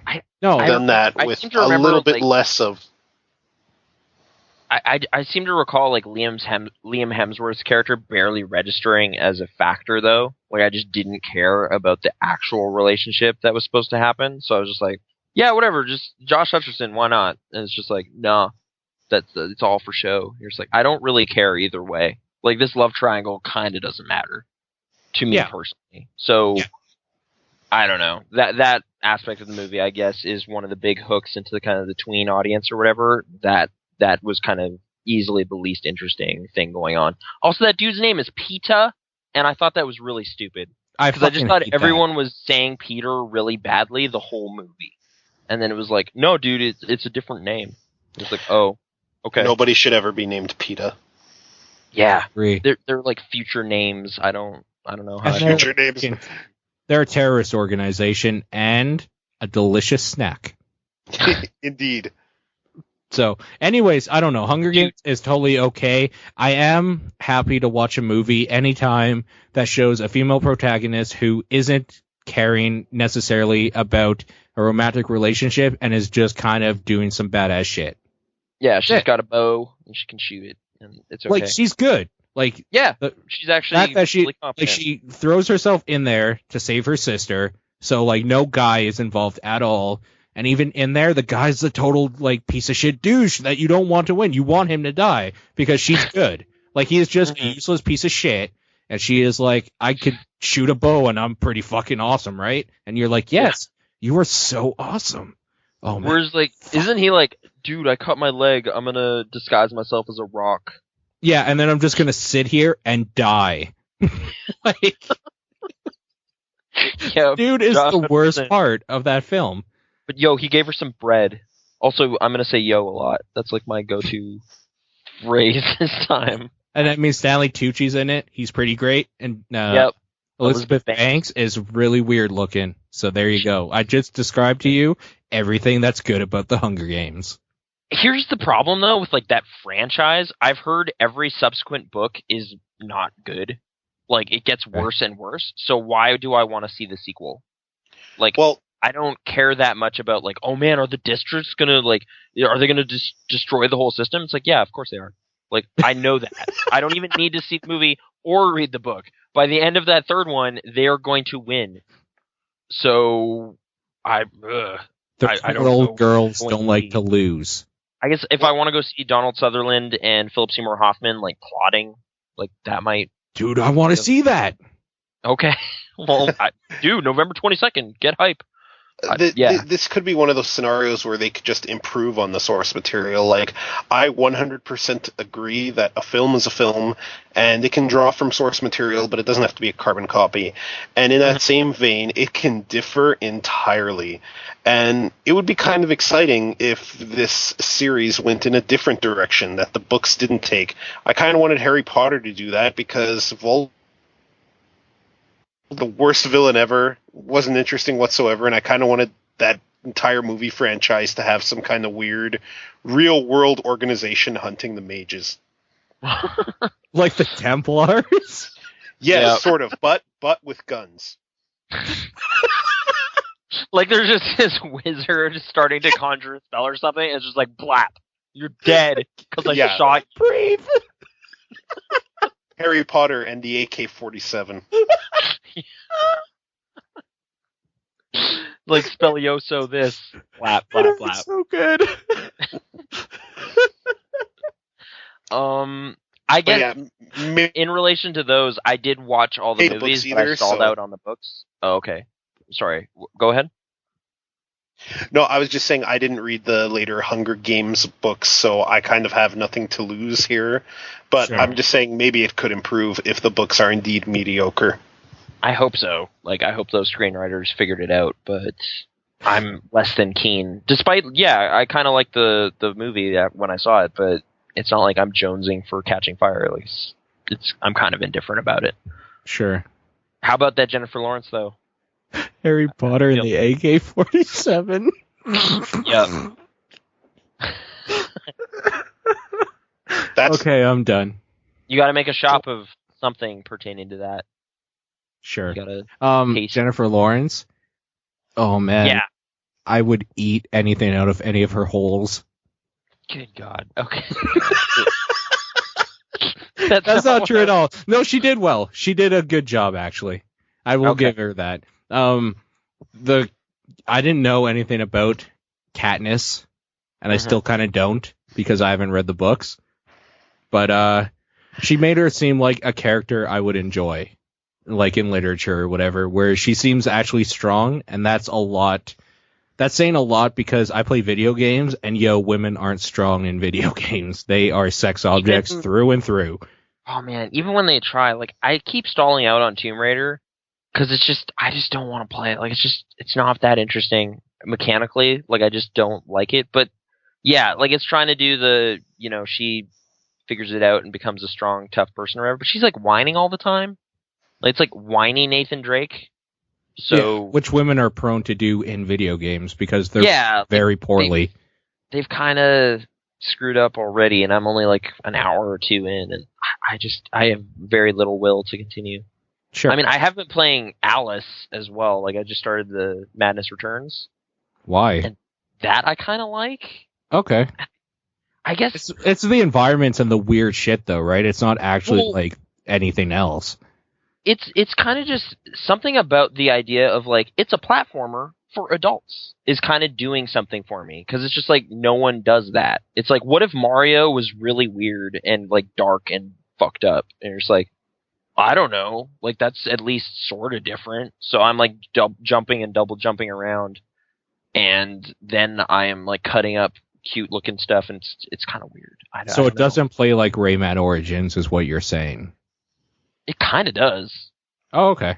Well, I mean, like Rayman Origins plays very well. I just don't care about it. Rayman Origins, I mean, like Rayman, like you have like the kind of hover float down thing. She has that. So it plays like Princess Peach or Princess Toadstool, I'll say, in Super Mario Brothers 2. You're kind of like it's more like a gliding down, like you're descending as you're floating. So you're not just like hovering then. Yeah, it is a lot like Rayman's like spinning propeller head thing. It is a lot like that in terms of the way it functions. And yeah, I mean, you're right. Like a lot of it is just the wacky art style or whatever, but that's still kind of novel. Like I'm not seeing too many things like that. I mean, in a lot of ways, it is kind of like God of War-esque or something, but that the core of the story seems to be something really, really bad happened to Alice, and I don't know what it is yet, but that has kind of forced her to activate all these defense mechanisms and escape into Wonderland in her mind. It was probably incest. I'm assuming it's something along those lines. Always incest. It's always incest or rape. Yeah. Like Sucker Punch, right? Sucker Punch? Wasn't that? Yeah, the movie. Wasn't that like it basically? Yeah, okay. Yeah, I'm pretty sure it'll probably go along those lines. Like there's kind of fragments of memories that you're recovering over the course of it. It's kind of like a darker Psychonauts is kind of the thing I'm getting out of it, and that's working for me so far. I've only played a little bit of it, but I think that's going to be my next game of like I'll see this through. I kind of want to see this. This is interesting in a way. It's not great. Like the combat is pretty standard third person action stuff. Like it is kind of God of War-esque in a way in that respect too. But I guess one of the things that I don't know why it's kind of making it work for me. She's just using a knife. Like she's just fucking stuff up with just a butcher knife, and something about that is just like, yeah, man, yeah, that's you're cool. A sick human being. Turn on. Yeah. Rock hard. That's how I describe it. Rock hard is how you would describe it. Yeah, I'm rock hard right now playing Alice. The whole game. Oh. And I sincerely hope Brittany does not listen to this because you will die. It's her game. I'm playing on her library. You will be stabbed so hard. Is how I would describe it. No, creepy, spooky British girls. I don't. That's all in jest. It got weird, didn't it? Yeah, it got a little weird. This got weird. We brought it home too hard. Yeah, I so hard. Taking it. I want everybody now. Whenever anybody tweets, whenever anybody tweets Krasner #rock hard or so hard, it has to happen. Like if you had to describe this game in 2 words, like there you go. But no, it's kind of novel to me. I've never played an American McGee game or whatever. I'm not sure. Scrapland, that's another one. Bad Day LA. Never played either of those. Yeah. I guess, I might need to temper that a bit. I don't think he actually was the creative director on this. He just has his name on it, like he produced it or something. Sure. But yeah. Is that guy's name actually American McGee? Yeah. Where did he get such a cool ass name? I don't know. I think he lives in like Shanghai though. So he's left America. Yeah. So what his middle name is? I don't know. And I honestly hope it's like Smith or something. Yeah, Williams, something McGee. totally normal. The problem when you have McGee as a last name is that people can just say anything and it works, where it's like, oh, she's Tits McGee, or like, you know what I mean? Like McGee just works for everything. It really does. Adjective before it. He's Quentin McGee. McGee. Yeah, exactly.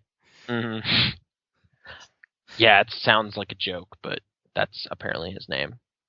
Family sharing. Sorry for kicking you again, Paul. That keeps happening. I've been playing Spelunky on your account. Yeah? I don't know why. I think it's just because it's there and available, and I don't have to turn on that shitty Xbox that's just sitting there collecting dust. Oh, like you have it on there too? Well, I have Spelunky. You and I have played it on my Xbox before. Right, yeah, no, that's right. I have the XBLA version too, and yeah, I'm just like, well, I have this hooked up right now because I was playing Child of Eden, but I want to play the good one. I don't know. The it has difference the is daily that challenges. you paid for it, and I'm just playing it. So, like, it's just there. So, it's a good game to just kind of throw on and listen to a podcast or, like, stream with other people. Like, you can play music on my Twitch. It is a great podcast game. Like, I'm listening to hours and hours of stuff just playing Spelunky, and I'm pretty happy about it. Like, that game's still infuriating. Yeah. In many regards. Oh my god. Like, the worst... Okay, what are your experiences with Tunnel Man so far? Like, his kind of dumb demands. I mean, just the regular stuff I had experience with the Xbox, where it's like, give me a bomb or like a bunch of ropes or bunch of bombs or like some money and blah blah blah, just random shit. At some point, it gets to like pretty specific stuff. Like in the jungle, the last thing he needs is a shotgun. So shotgun, yeah, I remember that one. The worst one I've encountered in any version is like this happened on this kind of stalled out my progress on that front in the XBLA one too. Is come the ice caves. He's just like, hey man, there's a key in the first level. Bring that shit here. And you're just like, what? Like, why? Like, it just kind of is a weird, unique thing you need to do. You need to grab the key and not use it, and then just bring it through the entire game up to that point. And you're just like, fuck you! Yeah, like, yeah. Oh, man, Tunnel Man. But, I got so close, and that made it that much worse when it all went wrong. Like, I got it really late in the mines, like level 1-4. So it was like, okay, well, I only need to get it through the jungle and the ice caves. And every time I make it to the ice caves, that seems to go pretty smoothly, like a fair percentage of the time. Because it just seems to be a fast-paced stage. Like, you just run down to the bottom and get out of there. Like, I don't do a lot of snooping around because there's aliens and weird shit. But, like, it was like level 3-3, the, like, second last level before I get it there. I whipped a alien spaceship, and it exploded the land I was standing on, and the key fell into the abyss and was gone. Fuck that. Like, that's some bullshit. But it's kind of like that great, organic, horrible tragedy that happened where I was like, well, no! It's the great tragedy of this century, really. Yep. I mean, of this century, like slavery was 19th century. And then like Holocaust- Romeo and Juliet, Holocaust, blah blah blah. But like losing the key right there, fuck. 2013, yeah, Nathan dropped Slavery has nothing on that. So hard. just more. Like, yeah. Maybe that's the dramatic arc my story has. Like, that was kind of the big turn. Derek Yu is my nemesis, and I need to defeat his game. Like, every time I get to the fourth place, too. Have you gotten to like the temple? Never actually. No. Okay. Well, actually, no. It's just at some point you start encountering aliens that shoot this weird, or like things that start shooting this purple circle towards you, and it instantly kills you. Like, I had 8 hearts and got hit by it, and it's just like, now you're dead. It melted your brain or something. Like, you're just done. And it's just like, what the fuck? Like, that game keeps coming up with inventive ways to totally murder you, and I don't know. I just keep coming back. Like, I need to finish it. I really like what it's doing. You realize when you go through the whole game and finish it, you will never play it again. Yeah, probably. Like, it'll be like, I did it. Like, the same way I kind of felt like I sort of did it in FTL, and I was like, okay, done. I made it to the end of the game, and my ship didn't explode. That was my own personal victory. So, yeah, it's possible, like, with this roguelike thing, once you've kind of made it ever, you might just tap out, but the daily challenge thing is kind of cool, though. Have you been doing those? No. Oh, I really like those. But what is it? It's just you do one, like, it's just a regular playthrough of Spelunky. However, everyone who plays it is playing the same random dungeon. Yeah, so it's just leaderboards.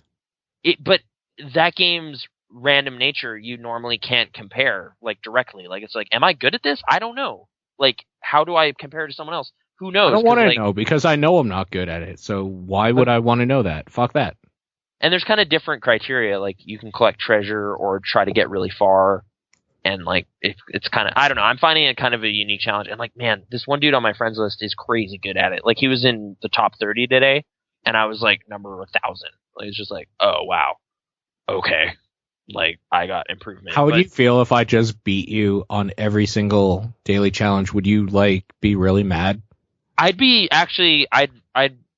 down with having some more people on my leaderboard because it gives you something to shoot for. Right now, there's like 2 people, and the guy, like the only other guy on my list, is way better than me. So it's kind of, you know, a moot point at this point. It's kind of just like, how high can I chart? Like, I made it in the top 100 once, but I think I ended up slipping a bit lower over the course of that day. So I ended up in like 120 something. But sure, I don't know. It's like a game where leaderboards actually matter to me, and that doesn't happen often. So, yeah, I like it. Carlos, what do you feel about leaderboards? I thought you were going to ask me about Spelunky. Leaderboards, I only care about them insofar as I can really infuriate my friends. So for like Geometry Wars Retro Evolve 2 on XBLA, I would make sure that all of my scores in every game mode were higher than my buddy Dave's, so that every time he loaded his Xbox, he would look at it and know he was inferior. Sure. I mean, I don't know if either of you have played Need for Speed Most Wanted and blah blah blah with the auto log. Yeah. I have, and yeah, that was a good implementation of that kind of stuff. Nathan, you know who we talked to, Lauren, or Atheistium, as people might know her online. Yeah. She made me not play that game anymore, because she was always ahead of me by like 2 seconds, and I got infuriated to the point where it's like, fuck this. Like, I'm so mad right now that I got bumped off this by like a second or 2, that fuck it. I'm not playing anymore. So. So leaderboards have the opposite effect. Like, you don't like, oh man, I gotta play more. I gotta get more competitive. I know that like that was my best run probably, and I'm gonna kill myself for 1 second. Fuck that. She just ruined this game for me. Thanks a lot. And then I just blame other people on my failures, and that's how I get through life. Okay, so I don't want to like prevent you from playing Spelunky at all. So maybe don't mess with that feature. I don't know. You and I should play Spelunky together. Yeah. Oh man. Because the last time we did, it went so bad. Well, because you guys weren't taking it seriously at all, and I take it really seriously. So I know, and you were so mad. Like, it's just like, stop doing that. Like, why would you do that as a ghost? Why would you blow me off the thing into the Oh crap! I just said whatever. Don't worry about it. No, let's move on. Carlos, how do you feel? Why would you blow me off? How I feel is that any game that lets you take your ghost and utterly ruin some other player's life, those were the games designed to destroy friendships. Whether it's Spelunky, which I will admit I played a little bit of, it wasn't really my cup of tea, so I didn't play too much more. Sure. Or something like Mario Kart or Bomberman, where if you die, you can just fuck up some other guy's day. It doesn't even have to be the guy who killed you. It could be just someone you don't like. Yeah. And game with you again. Co-op or whatever. Yeah. Yeah. Mm-hmm. Mario's pretty good at that too. We're just like, I threw you off the edge. Haha. Woo. Yep. Yeehaw! Yep. Yeah, I'm not sure what Nintendo was thinking there. Let's make a 4-player simultaneous co-op Mario, but let's give all the characters collision so that if they collide in midair, some guy goes up and some guy goes down, and the guy who goes down, just punches the other guy, and then they're never friends again. Sure. Or like the best player in the room will just kind of like, all right, I'm just going to throw everyone off the edge. All right, don't come out of the bubble. I'm just going to do the whole stage, and you'll just follow me in bubbles, and then I'll win. That leads to an entirely different motivation for punching that person. Once again, ending the friendship. Yeah, pretty much. Nintendo, I mean, the common friendship. denominator here is that your friendship is over when you play a game. Yeah, pretty much. Yeah. Ibn Ob is terrible at that too. Like that is a really weirdly demanding co-op game. Oh, like, that reminds me. Like, since we're on this train of thought, have you ever played like one of these games with a significant other, and you just start thinking like, why am I with you, sort of thing? Like, how could you do this to me? Because I totally have. They're like 2-player co-op. It's like, how could I play with somebody that can't even keep up with me right now? We are so not in sync right now that this is just disturbing. I have a friend who can't play co-op games with his wife anymore because that exact thing happened. Or like, yeah, not even that, but you're just like, what the fuck? Are you fucking stupid or something? And you just start getting angry for no reason. Yeah. Yeah, that's kind of what happened. They were playing WoW, and she didn't heal him, and he yelled, and she threatened him with various withholding of certain privileges, and yada, yada, yada. They don't play WoW anymore. Was he a tank and she was a healer? Yeah, pretty much. Oh, that's the worst. That's so bad. Because it's terrible. Like, this healer is supposed to support everybody in this team, but like, that tank, since they're married, they're gonna like, he's gonna expect her to heal him first, and if he doesn't get it, there's gonna be some trouble there. Oh man. Yeah. I knew an entirely different husband and wife who had no problems just playing that game together, right? Sure. And but in that case, he wasn't the tank; he was just DPS, and she was the healer again, which is a weird trend. I have to get some market data about this. Oh, the ratio of wives to healers. I knew a lot of women healers actually playing that game, so yeah, you're not alone in that. But like, I'm just thinking now, like, I'm just picturing this guy tanking like this boss or whatever, and this healer, like his wife healer, heals like the other secondary tanking like a big group of something, or like ads or whatever, for anybody that knows the lingo. And then like, oh, so why are you healing him now? Like, getting this weird jealous complex about it. Just be so amazing. First you're healing him, next you're sucking his cock. What's up? Like, why don't you just go suck his cock, you fucking whore? Just like, holy shit. Oh, Nathan's weird. They're just having right now. They're just having the weirdest argument after that raid. It's like, you were there licking 19 other assholes except for your husband's asshole.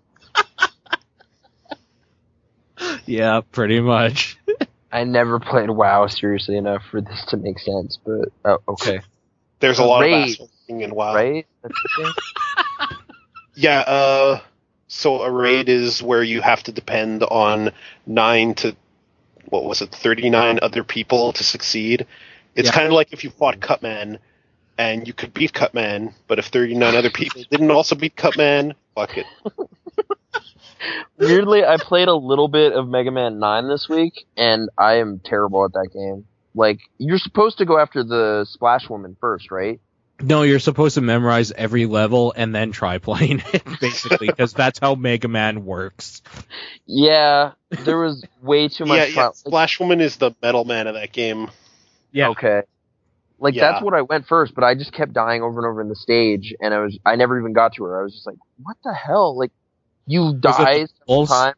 It was the bubbles, wasn't it? Yeah. Yeah. It was bubbles.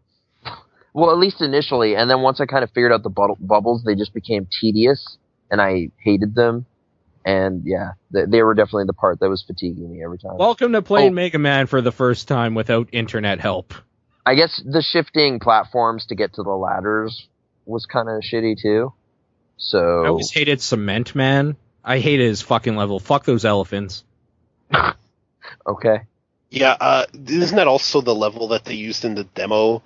I had a lot of friends who downloaded that demo, died on the second elephant, and they're like, fuck it, not downloading Mega Man 9.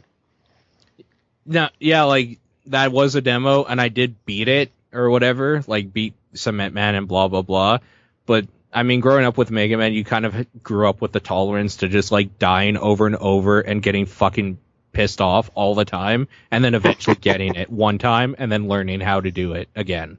So, like, I was used to that, but, like, it still sucks, man. Holy shit. It fucking sucks. In this day and age, where video games are really catered to people just being able to pick up, play, have fun, and then put it down, it sucks when you get a game that's, like, really hard and makes you think, because then it reminds you of how things were. And for a second, you're nostalgic, but then a second time, you're just like, well, I gotta work in an hour, so fuck this game. I'm gonna plug in this other game that I can just, like, jerk off on, and then I'm done. Well, 9 was also made that way. Like, Yeah. it's almost kind of tongue-in-cheek in how it just... Sometimes it will unfairly kill you where you have no chance, and it will make no apologies for it. Sure. And you can tell that it was kind of done on purpose because they were doing this throwback, so they wanted to be like, hey, remember that time in Mega Man 2 that you just died for no reason? Well, here's a game that's going to do that to you. And 10 was a lot fairer. It gave you a lot more chances to react to what was coming at you, which is personally why I like 10 a lot better. Sure. But I different just never design really goals, heard right? people talking about 10. Like, everyone was kind of fascinated that they revisited the old formula with 9. And then 10 came out, and I just didn't hear much about it. Like, I have it too, but I haven't really dipped into it. So that's interesting to hear. It's like totally different mentality. So maybe I'll get more fun out of it. I would recommend playing it. It is a lot more forgiving, and it's a lot fairer, I'll say. It also has some ridiculously awesome music in it. Like, there were a few tracks where I was like, holy crap, this is the best NES song I've never heard coming out of an NES. Yeah. It's pretty good. Okay. And that's not praise I give lightly, because there are a ton of NES songs I have on my MP3 players that I listen to, like, over and over religiously, so... There's definitely some Mega Man 2 stages that I remember the songs from. So game had great music as well. Yep. Really up there. Mega Man 4, I don't know if it was just really good. Stage, but what? I like some Mega Man 4. I know a lot of people don't. It's pretty good. I'm actually a big fan of Mega Man 4. I think that it is criminally underrated compared to other Mega Mans. I thought they really nailed the level design in it. They really nailed... it really started a lot of the conventions that you see a lot in Mega Man later, like the chart shot and the way, like 3 introduced sliding, but 4 really kind of designed the levels around it a bit better. Yeah, I personally am a big fan of 4. 5 and 6 were kind of bleh to me, though. Oh yeah, totally. They were very bleh, but I like 4 a lot. But I mean, I'm still 2 and 3 because that's what I grew up with. Like, where go. Is Mega Man and Base like the X series, or where does that factor? It takes place in between 8 and 9. It's complicated. It actually used the same sprites from 8, but it was released on the Japanese Super Famicom download cart service.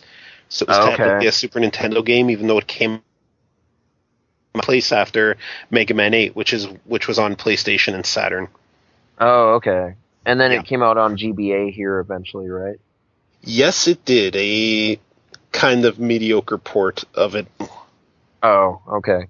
Mm-hmm. So that was kind of at the height of my like Nintendo Power awareness, so I was like oh, there's a new Mega Man game out. And then a friend of mine had to kind of school me on all of that stuff.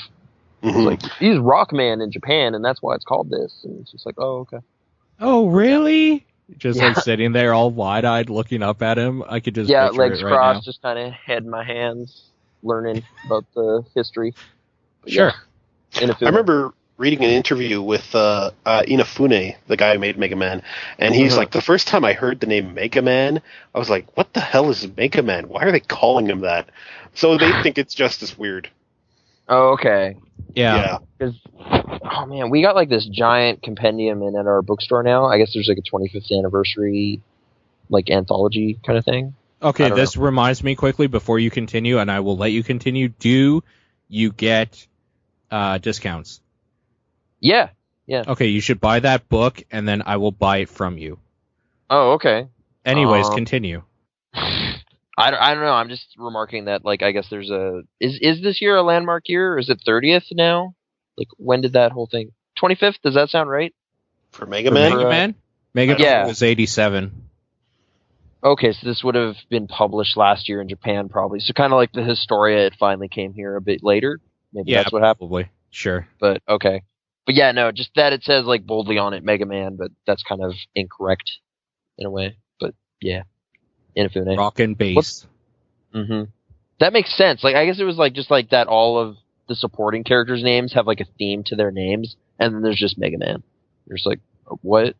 Okay. And yeah, because I kind of would have liked to have known why they changed his name and what the meaning was. It's like, okay, we're not going to name this guy Rockman. I want you guys to think of a really good name for this guy, but not something stupid like Mega Man or something like that. The next like, dude, that's got alliteration. Yeah, like everyone just was like, M and M. I don't know. I think you just nailed it. It'll be known as MM. Games will be like MM2, MM3. Yeah, M and M. That's what it'll be.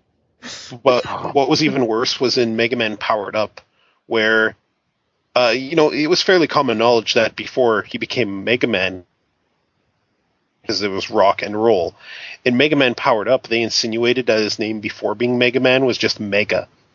That's so dumb. That's so fucking stupid. That's so fucking stupid. I nearly stopped playing the game right there. I'm like, it's fucking Capcom. I'm glad I didn't stop. It's a fun game, but I was so pissed. There's one famous case though of like the American name being a million times radder than the Japanese original, and that is Robotnik versus Eggman. Agreed. 100%. Yep. I think everyone has to agree. Like, you tell whoever invented Sonic, you're just like, oh fuck, you nailed it. You guys did it. Oh well. I don't know. Like, I'd hope so, because, growing up with Robotnik and then suddenly that changed come Dreamcast, it was weird. That was really weird. I honestly really liked both names, and I like how they consolidated them. Like, because here he was always Robotnik, but then they started calling him Eggman as his nickname, but his name was still Ivo Robotnik. And then in Japan, they never used Robotnik until they needed to give him a real name, so they gave him Ivo Robotnik. So in a way, it's kind of like the two championship belts in the WWE. They consolidated them, and now it's known as Ivo Eggman Robotnik.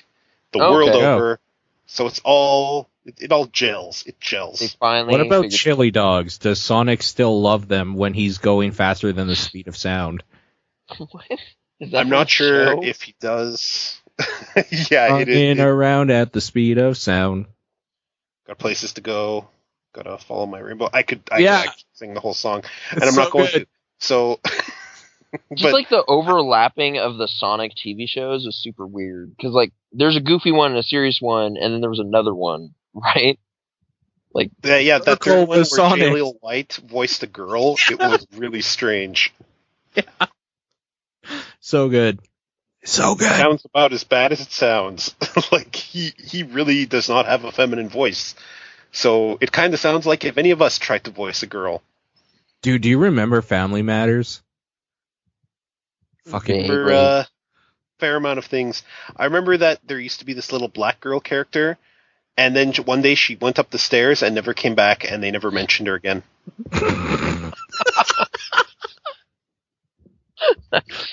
No, I'm not even kidding. It's like the laziest writing, but it's also amazing. I don't to even try to like remember her rationalize name. that. in like the show's like I don't know mythology or whatever. It's like what happened? Like what? That's a great launch pad for amazing fanfics. Is there a Family Matters wiki? Maybe we can find out what happened to her. I don't know. You two keep talking. I'm gonna look it up right now. But Like if there's a clip or something where it's just like, yeah, no, this is the last time this character is ever seen, and no one cared because sitcoms. So No one gave there a you shit go. because she wasn't Urkel or Lydia or whatever the hell the girl's name was. Right. I'm sure there's Was just, it Lydia or am I thinking of Beetlejuice? you're thinking of Beetlejuice, I think. I am. Yeah. How do you feel about that Beetlejuice? sequel announcement? Like Eh. the re-announcement. I hope it's a sequel of the cartoon. I always like the cartoon a lot better. Like it treats that as canon, and then it's just like picking up where we left off, and assumes everyone was up to speed.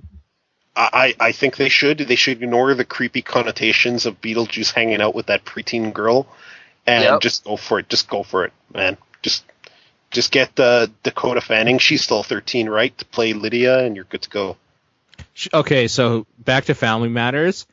I got a Yahoo Answers, so this is the top notch of internet people solving problems here. Okay, Judy Winslow, talk about a disappearing act.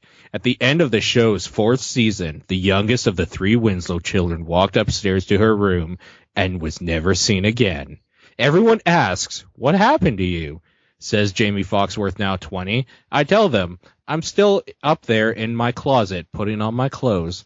The show's creators don't have much better explanation.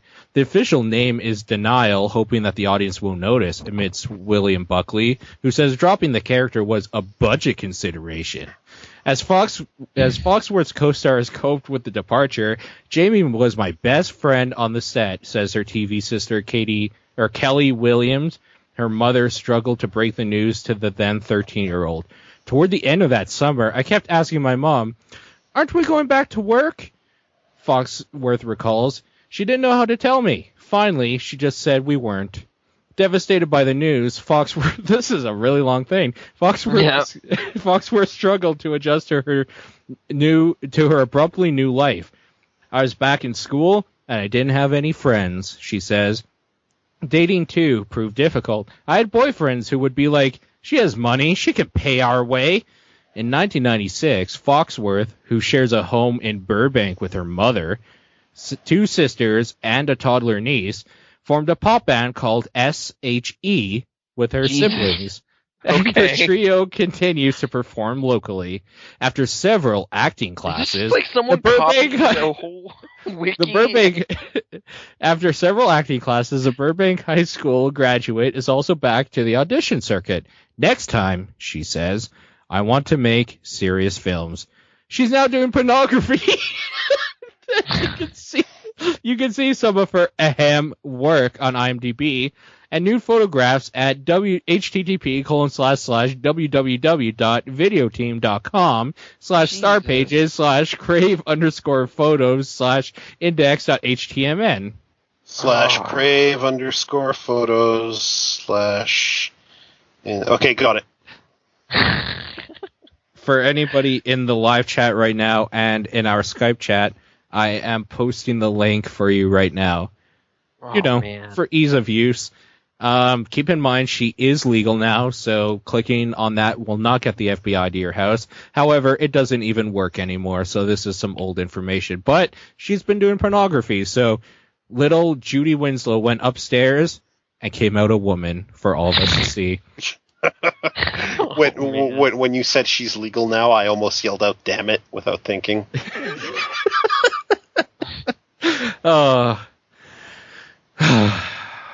This is how you can tell it's 1:30 a.m. One episode where it's just like she went to boarding school anyway, and then just evil boarding school. Yeah. Oh man, I can't believe how long that answer was. That was so good. Yeah. There you go. There you go. Time. So that's exactly what happened to the other little girl in Family Matters. How the fuck did we get onto this topic? Sonic. Carlos. Yeah. What have you been doing in the last week that you want to talk about? for work. This is going to be terribly, terribly boring. Looking for work, prepping a script for a screenwriting contest I want to enter. Prepping a couple scripts, actually. Playing entirely too much Pokemon Y and entirely too much console Diablo 3. Yeah, that. How is console Diablo 3? Because I just started getting back into PC Diablo 3. I really like playing that game on a gamepad. I really wish I could always play Diablo-esque games on a gamepad. Yeah. Part of the Loot 2.0 changes are in effect in the console version, so legendary items can roll at any level, and they drop a lot more often. You get less trash loot, and the loot you do get tends to be more useful for your class. At all, I definitely hasn't really been missed. Okay. I definitely agree with like the gamepad being my kind of go-to for those kind of experiences. I think it was Baldur's Gate, Dark Alliance kind of introduced me to that whole concept on the game. That was a really fun game with like a friend. Yeah, so I was just like, okay, so getting loot and stuff, this is great. And then kind of the Torchlight split with like the XBLA version I really liked, and the PC one I was really indifferent towards, because the clicking thing, I don't get it. I don't find that satisfying somehow. So, yeah. This is going to make me seem like an old man, but I get like wrist fatigue playing on keyboard and mouse too long, right? There are some games I need that. Like playing classic Doom on PC, I won't hook up a gamepad to that. I'll use a keyboard and mouse any day of the week. But like it tires me out. Like my wrists, I start to feel that fatigue. I kind of want to just I kind of want just button pushing to play cut Diablo. Up that dude. Yeah, exactly. And Diablo 3 is built very well for it. The same screen co-op is handled very nicely. I'll bring the game over to Dave's house. I'll upload my save onto the cloud. I'll download it at his place, and then we'll just play together. It's really cool. So I really recommend it if you like Diablo and maybe you stop playing the PC version for a while. The only thing is you can't bring your characters over, so you'll have to start fresh. Oh, Right. okay. That's not a fair, huge though. issue. Yeah, I wouldn't really expect that, but okay. Sure. Diablo. And you've been writing a screenplay? It's one that there have been a couple that I've been working on for some time, like going through the outline phase and then actually putting pen to paper, so to speak. Do you actually like write several ideas concurrently? Like, are you able to kind of keep that going? Or... Yeah, I actually use Evernote to order that I can do that. Okay. Because if I didn't have any kind of note-taking going on, I'd never keep anything in check. I'd start to meld ideas, and that would be bad because I have some real-world legal-type scripts and some sci-fi fantasy stuff, and if they ever merged, it would either be entirely awesome or entirely terrible. So, yeah, okay. Like, I don't know, I was kind of dabbling in writing over the last month or two, and I was just, like, wandering around. Like, it was just like, and I'm bored now, so then something else happened or whatever, and it would just derail myself all the time. So I just have, like, 40 non-starter, like, 3-page things. Yeah, pour one out for Nathan's writing career. Maybe I need some sort of program or something to kind of keep me focused, because it's definitely too tempting to just kind of leave the path and go do something silly. So for sure. There were a few techniques I had to learn. Like when I used to write, I used to just start writing something. Worst thing you can possibly do. You'll run out of steam halfway through. You'll run out of ideas. You'll say, fuck it. You don't want to do it anymore. Yeah. I don't ever even start something until I'm happy with an outline. I write an entire outline, and I will refine that outline completely before I even start the first paragraph. Before I even start the first line of dialogue, as it would be for a screenplay, right? And then if anything in the screenplay changes as I'm writing it, if I have some inspiration to change something, I'll immediately stop. I'll go back to my outline, I'll update it, and then I'll work off of that. Okay. It's sometimes tedious, but it's hard, but I'll actually finish scripts, which I never used to do, so... So, like, not just like, I'm going to find the story as I go, and it's like, no, don't do that. Have a plan. seems to be. Yeah, and I'll often find I'll start writing an outline, and then I'll hit that wall, right? And it's so much more satisfying to hit that wall in an outline because it'll happen much sooner. It'll usually happen in minutes. Think about how to overcome it. Yeah, okay. Like, you're not already in Mhm. hours invested in this kind of dead-end thing, so, okay. Yeah. And that was really discouraging. So that's a habit I had to kind of unlearn. Cool. Yeah. Well, yeah, Writing. it's weird also, like, being surrounded by literature now, and, like, we have, like, a writing section and, like, self-help books everywhere. It's just, like, everybody seems to have advice on how to do it, and it's just, like, I don't know anymore. Like, at some But point, if they could do it, why would they be writing self-help books if they'd be getting money for good ideas? Well, actually, yeah, I think I brought it up before. Like, at the point where you're, like, 5 or 6 books deep in your self-help book, I start to doubt you know what you're talking about. Because you're just like, Sure. You would have got it by now. Like, why should I need to buy the 5th version? Like, you know. Those who can't teach, right? Yeah, exactly. Yeah. I would agree with that to a point. I think it is possible as a practitioner of the craft to kind of be able to look at it from the outside and actually notice things that sometimes people on the inside don't. And for those observations to be fairly accurate, right? The issue, and I'm quoting this off of John August's blog. He's a great screenwriter. He has a great resource online for aspirants to get information from. He says those people should be producers, because that's what a producer needs to do. They need to look in from the outside. They need to be a sobering second thought, right? They need to not write the material. They need to go, hey man, does this gypsy really need to be a pig? We don't want to actually pay for the pig, man. Can he be a dude? That kind of thing. Oh, okay. So just, like, someone removed enough to kind of just make these, you know, pragmatic decisions. And yeah, I gotcha. Yes, because it's always collaborative.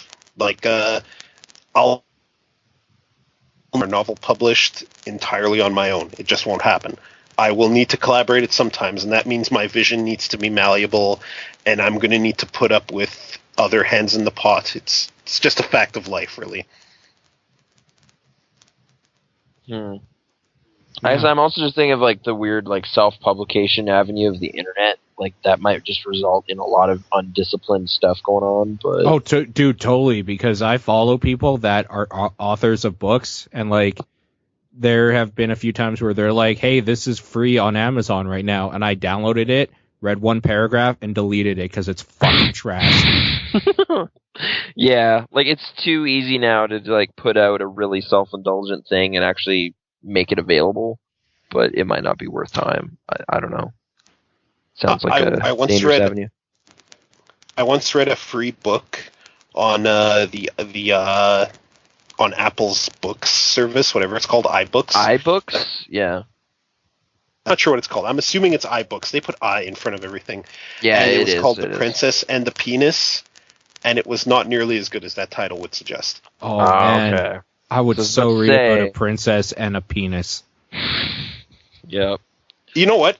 It might be worth reading once, and I think it's free still. So, The Princess and the Penis. Go read it, people. There you go. Free advertisement here. Why not? I mean, how could you lose with that title, really? Mm-hmm. It is a really good title, and I'm going to segue here a bit. The title is always the hardest thing for me to actually come up with. I know a lot of people say it's cliche. I try to come up with it last, because I try to think of it first, and it's always the most terrible title in the world. Yeah. Hashtag like, so hard. Even if you're, like, saving... rock hard. Rock hard.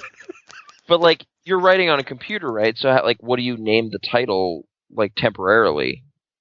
Like, I'll use attend. Like, Story 3. Figure one out, and sure, Story 3, or like it can be something very just very general. It's like Teen Guy with Powers. That'll be a tentative title. Okay, and I'll but eventually scrolling through. Oh yeah, that one, and then you can jump again. Yeah, and then I know that's that particular project. Okay, I can keep the ideas all contained within. Yeah, writing. It's It's very a thing that insightful. people do. It is. is a thing that people do, indeed. And have for Especially on many the internet, and apparently everybody can do it better than you, so that's good. I mean, it's really easy to find helpful people on the internet to tell you what you're doing wrong, so you can hone your craft a little bit, I find. Yeah, a lot of Yeah. constructive criticism out there. Like so. when people say that you gave Mass Effect 3 an 8 out of 10, you are a faggot, you realize that I probably wrote this review wrong. So, there's been a few of those. I'm not sure where that thought process comes from. It's like, that game did not get a perfect score. Break their kneecaps. Yeah. Well, Why? I mean, Why would you break a kneecap over that? My thing was that I really like Mass Effect 2 because I still revisit it from like time and time again, and it's very much like this. I like the universe, but more specifically for that game is that I like this idea of building your elite force for this impossible mission. So I really like how that game is. And then compared to that game, which if in that series I would give a perfect 10, I figure that one I like a lot for the RPG elements, which they took out of the subsequent games. So that's probably about a 9 or an 8, 8.5 maybe, somewhere in there. And 3 Just I for like you the personally, least. like what it is. Yeah. Right, and then 3 I liked the least. However, it was still a closure to this series I really, really enjoyed. And it still takes place in this universe. It plays very well, blah, blah, blah. So it's probably an 8. That was my reasoning. Like, fucking sue me. I guess I'm a faggot. Whatever. I also think a big issue is that people look at the number, they don't read the review, and they just go wild over a number. Like, I'm kind of iffy on game reviews these days. I'm a little bit more cynical about them, but Sure. like don't just look at a number and assume you know what that reviewer's thinking, because they might just have some real insight. Like, I'm a big fan of Halo 3, and I read a dude who just slammed it in his review, and he made some good points. It follows a corridor room formula, and that's all of Halo. Like, sometimes they disguise the corridors and rooms as outdoor areas, but that's kind of what Halo is. And games are subjective, so to this reviewer, he did not enjoy that, and he explained why he didn't like it, and why that means that game is not very good to him.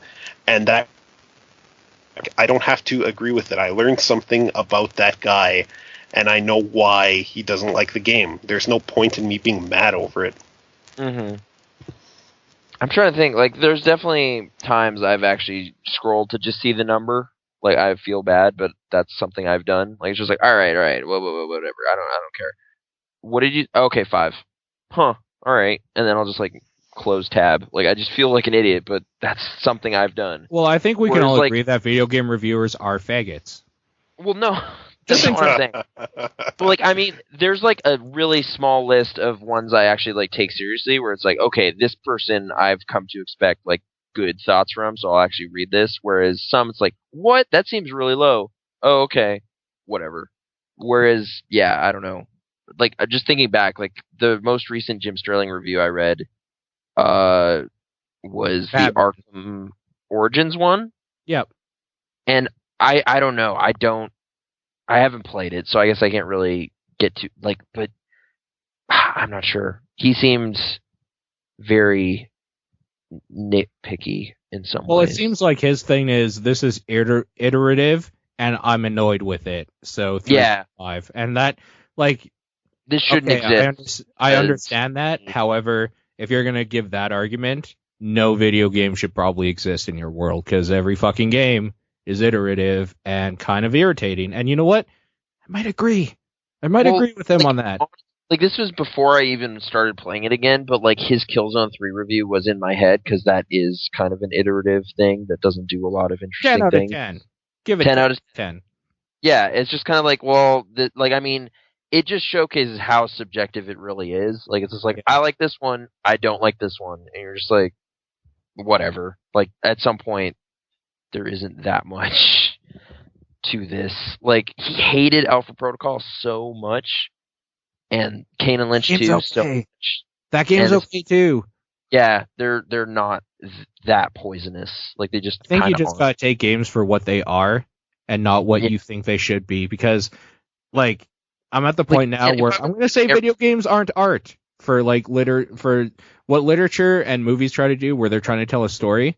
I would never take a video game over those mediums, but I will take a video game when they do interesting mechanics that make me come back to it over and over. Well, like when they're like an experience generator as opposed to like a scripted thing you're supposed to do. Like Scripted games are kind of useless now, right? I mean, can we agree on that? I don't know. They're so finite, and they don't have to be. Like it's like you could have coded something that actually would have lasted longer, but you didn't. And I don't know why. Just kind of fuck David Cage, right? Well, I don't know what. That's a sentiment I have lately. Like I don't know what he's trying to do. Like it's he loves movies a lot, but he kind of found this weird backwards avenue into making game movies. So like they'll get more attention even though they're kind of bad. He's a Uwe Boll of video games. He should be making movies so that he can stay out of my damn hobby. Like, but I think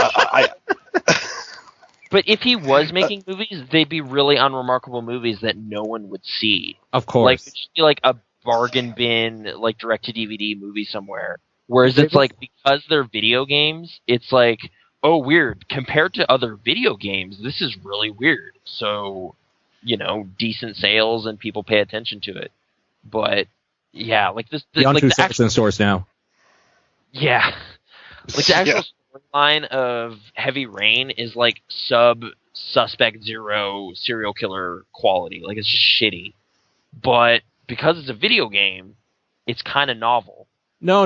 Let's all admit, the first time you went through Heavy Rain, you were totally into it until you realized that none of it makes sense, and he just threw random shit in there to make it seem like there's an actual mystery there and to throw you off the trail of figuring something out yourself. It's just red herring the video game. It unraveled. Like, it completely... Like, it had me, and then it just fell apart. But it still had me for a little while, so I still kind of find it interesting. It had you the first full playthrough. Don't even try. Don't... Yeah, no, I'm admitting that. I'm saying, like, at the end, and then thinking back on it, it's just kind of like, oh, wow. That was just can't think about a David Cage game, because if you do, you will want to kill him. All right. I'm personally already there. I've watched a lot of Heavy Rain. I haven't played it because I didn't want to, bore myself to tears.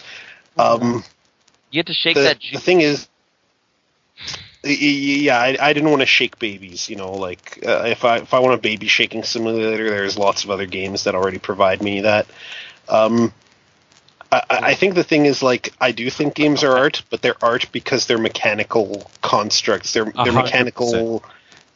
They're an expression of game mechanics of a designer kind of.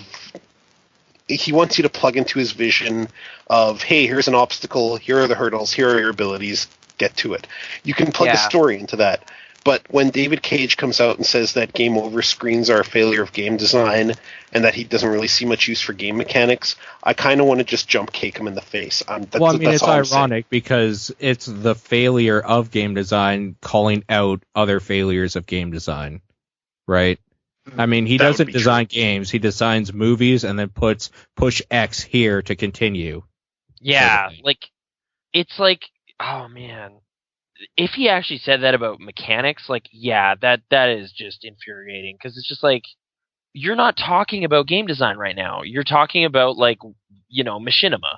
You're a machinima director, essentially. Like, sure, like, you're taking tools that make it easy to move a camera around in an environment and kind of, make a movie type experience that has some sort of audience involvement, which is kind of a neat avenue too. Like, I'm not totally against it entirely, but it's not what I consider, like, this is game design. Like, that is not, like, if you boil it down, it's just like, this is really bad game design. You made Simon. You reinvented Simon and then put a movie on it. Like, that's not good. Like, that's not inventive. Like, the first time Indigo Prophecy literally is Simon, but whatever. It's like, all right, left, up, left. Okay.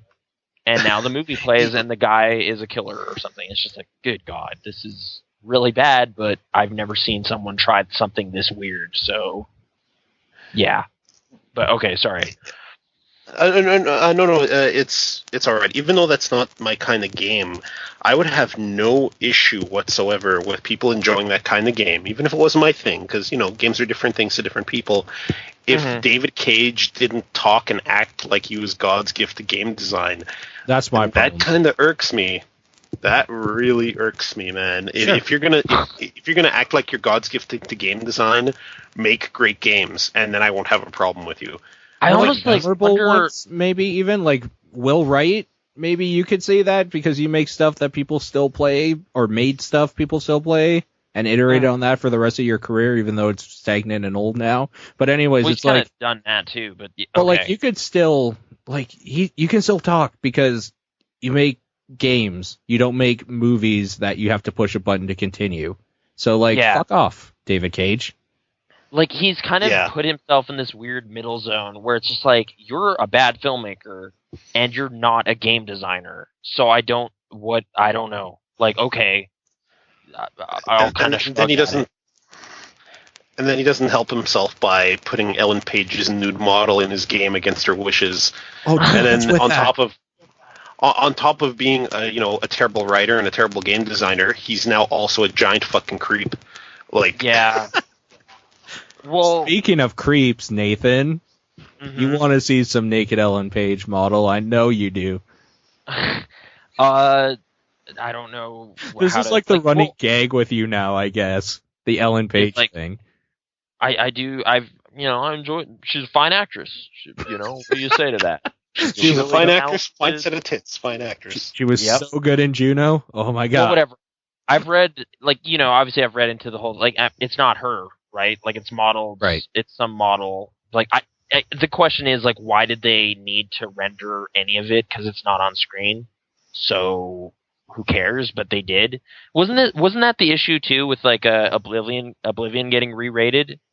They rendered the nipples, and because mods allowed you to then see them, they're like, okay, this is not okay. This has to be M. What else am I going to jerk off to in the world of Oblivion? Answer me that. You know what? Give me an answer to that, and I will completely agree with you and concede my point. You got to model something that you can jerk off to if you're going to make a video game. And I totally agree. And the moment they took the nipples off that dragon, I couldn't jerk off to it anymore. Exactly. It was just udders after that, and that's just weird, bro. Yeah, it's just I don't want to be some kind of weird furry now, But Steamworks furries too, right? Really? Furries? Animals? I don't know. I don't mind. Okay, so this is going to be weird, I guess. I don't mind people saying that they, associate their personalities or something with animals or even think maybe they are an animal. Okay, you're crazy. That's fine. Identify with people are crazy. When you want to draw a fox with a giant cock fucking a dolphin, you're weird. I'm just saying, you're weird. I haven't seen that one. But okay. I think I'm about to outweird you. I get ready. Yep. I have no issue with anthropomorphic animal people looking hot. I agree. I'll give you one example from everybody's childhood. Gadget from Chip 'n Dale Rescue Rangers. For sure. Sure. Dude, there was a pretty good Gadget costume at this Halloween party I went to. I don't disagree with you, but they don't need to be fucking each other. That's all I'm getting at. I don't need to see giant elephant cock. That's it. I don't need to see. I don't know where you're going because that's not what I'm seeing. Okay. Story time. I had a friend, and he wasn't a furry. However, he worked at the university / college or whatever. What the fuck is that called now? DeVry, I guess, here in Calgary. To school there, but he also worked at the tech place or whatever where they rented out cords or whatever people needed, students for the day sort of thing. And there was one student who called himself a furry and wore a tail, and somehow when he returned something, he found this guy's personal website / blog or whatever, And besides the gratuitous amount of disgusting fan fiction about animals fucking each other, there sure was pictures there, and we looked at it one night, and holy fuck, you cannot unsee two dolphins fucking each other or like fox pussy. I have a question about the tail. Okay. Was it Yeah. was it taped or sewed onto the back of the clothing, or was it an anal plug?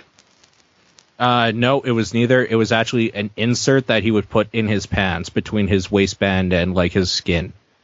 Okay. And what was it? A raccoon tail? He referred to himself as the raccoon. Like he called himself that or something. I don't know. There was something weird about him. I mean, Okay, it was a lot weird about him. I have a follow-up question. Okay.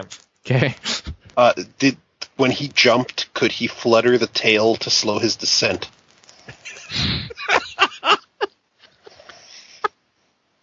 Yes. Could he turn into a statue and then people would not run into him when they walked by him? And if he turned into a statue in midair, could he in fact stomp out a volcano? Oh my god. And how many points would he get? No to all of these questions, and I can't stop laughing. I'm gonna fucking puke. Now I feel bad because like I had a weird, like an almost serious observation, and it just doesn't seem to fit now. It's just Go like, ahead anyways. I'm well, curious. it's like at some point I kind of look at it as like, well, there's like a whole generation that was raised on animated films that kind of just featured animal characters in a way that, Yeah, the Disney films, yeah. like, really, like the Robin Hood movie is kind of like you're watching this relationship develop between these fox people, and it's like you're supposed to kind of just identify it as people, but they're not, and they're animals. And it's just like, if you grew up with that as like a foundational thing, like that, and like, I don't know, Great Mouse Detective, there's like, you know, your perception of all of this could just kind of meld together, and it kind of makes sense to me. Like, it's like, I see where this comes from. Like, Okay. I saw the same movies and just didn't develop that way quite So the it's same kind of way like this if other you person did. if you accidentally like see your mom naked, like when you're really young, or accidentally walk into like a room of porn or something, you have Right. a fascination of like the thing you saw. So it's Well, just like, like you accidentally wherever saw your mom fetishes naked. Yeah, you from, fetishize something. Whereas like these people might have seen like Gadget really young, and it's like, man, I want some fucking mouse tits. Want a motorboat Yeah. right now. And you don't, like, it makes sense. These are in the thoughts I have to this day. Well, it's like, you know, Robin Hood wants some fox tits, and that's what you're seeing. So Sure. you're just like, okay, like, and in this movie, I'm like identifying with this character and whatever. And then after it's over, it's just kind of now in your subconscious as a thing that makes sense. And as 20 years later, you're at some weird furry orgy in the forest, and it's, you know, You're that yiffing. happens. Yeah, you're yiffing it up, dressing as, you know, fluttering around. Hashtag rock hard. You're yiffing it up. Yeah. I just love yiffing as a verb. And as a Yif. verb I'm going to use from here on out. Yeah, it's a subculture that, I don't know. It's baffling, but not as much as it must be to some older folks, I guess. I have another question now. You know, Yep. feminism is a giant thing, and like, we need equality, blah blah blah, take us seriously, or whatever they're doing on the internet. Mm-hmm. That's been going on for a while. Is Right. furries next? Because like transsexuals is kind of part of the feminism thing, and like gender politics. But now is it like, I really relate to Robin Hood Fox. I need to be taken seriously because holy shit, Well- got to get me some of that fox puss.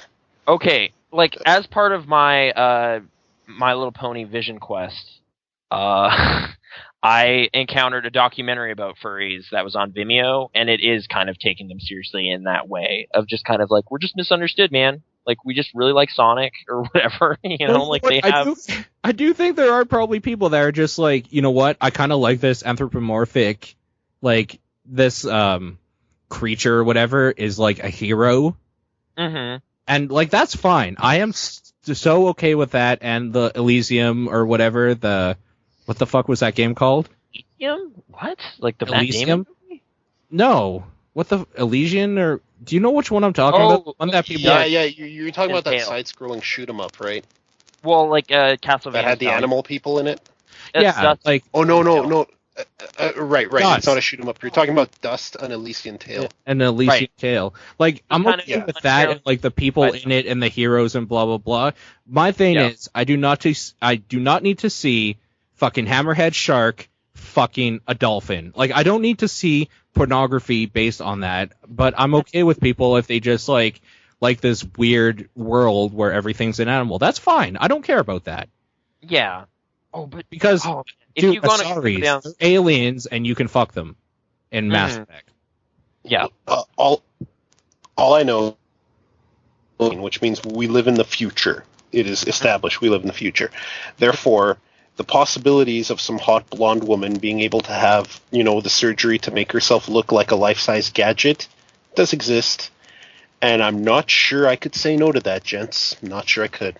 Now, what if that surgery was used to make me have a giant elephant penis? Well, there's an occasion for hashtag rock hard. There you go. Hashtag rock hard, bringing it back home. I don't know. I mean, as if you want to go down like of ponies, I know you like get a lot of shit because. Well, I mean, do we anymore? Like, does that happen? Anymore, but some people in your fandom are creepy. But some people in every fandom are kind of creepy. So whatever. Well, but I guess at some point though, we're talking about like a list of like, like everyone has kind of a list of stuff that does turn them off, but like turn them on, and then also a giant list that turns them off. So I don't know. Like at some point, that kind of just you're looking at stuff that you wouldn't enjoy anyway. So. Yeah, like there's a huge list of stuff I've seen where it's just like, oh god, why is we this? Start talking about that you and I have been browsing reddit.com/r/rule34. Yeah, it's hit and miss because that's just the nature of it, right? Like it's like, oh, I actually care about this. This is interesting. Oh, this is god awful. How did I don't know if I do care about it, but some days I just want to see like Korra from Legend of Korra just getting fucking gang raped. I think everybody's had a day like that. But mainly because I fucking hate Korra. Like, God, I hate her. I just want to see her in bad positions. Take Korra. But then at the same time, rock hard. Hashtag rock hard. Yep. Oh, man. No, but like then, like the stuff we grew up with, like maybe I want to see what would happen if Princess Zelda and Toadstool just started like making out. Yeah. That's the thing. That's on an MS Paint. So I'm not saying I've seen anything or nothing, but the proper Google search and you'll see that exact thing right now. In the future that we live in. This subreddit totally provides all of this stuff, but yeah, it's kind of weird also seeing like what trends, like what is this? Why did this catch? Like I don't know. There's shows and like windows into fandoms that I just don't understand, but I was never going to because it wasn't my childhood. So, yeah, I don't know. It's kind of just a hyper subjective thing. So, I don't know. I accidentally read a hentai manga. Accidentally, yeah. Accidentally read one. I accidentally read the whole thing. Where, saved it and it was totally about like Pokemon fucking. I just found it weird. So wait, hang on. I totally have a question. Which Pokemon? Okay, so this is a weird thing. Is that Ash becomes a Pikachu for some reason, and he just starts fucking his Pokemon that he has in the anime. All right, and So when he has Pokemon children, how many perfect IVs do they have? Man, the stats on these are gonna be fantastic. That's why he's doing it. I mean, it's like because hey, look, it's like choco breeding, but more involved. Yeah. I'm a competitive gamer. That's all I care about. All I care about is the perfect stats. How we got to this end, I'm not going to ask questions about the means. Mm-hmm. I don't know why I read it, honestly. If we're going to... I mean, you can't even read it because it's in Japanese. But, yeah, it like there's something so weird about seeing something from your childhood, or even not so childhood, like if you weren't into Pokemon until you were like 16 or whatever. I was into it when I was a kid, but I didn't really look back on it until I was like 20 or whatever.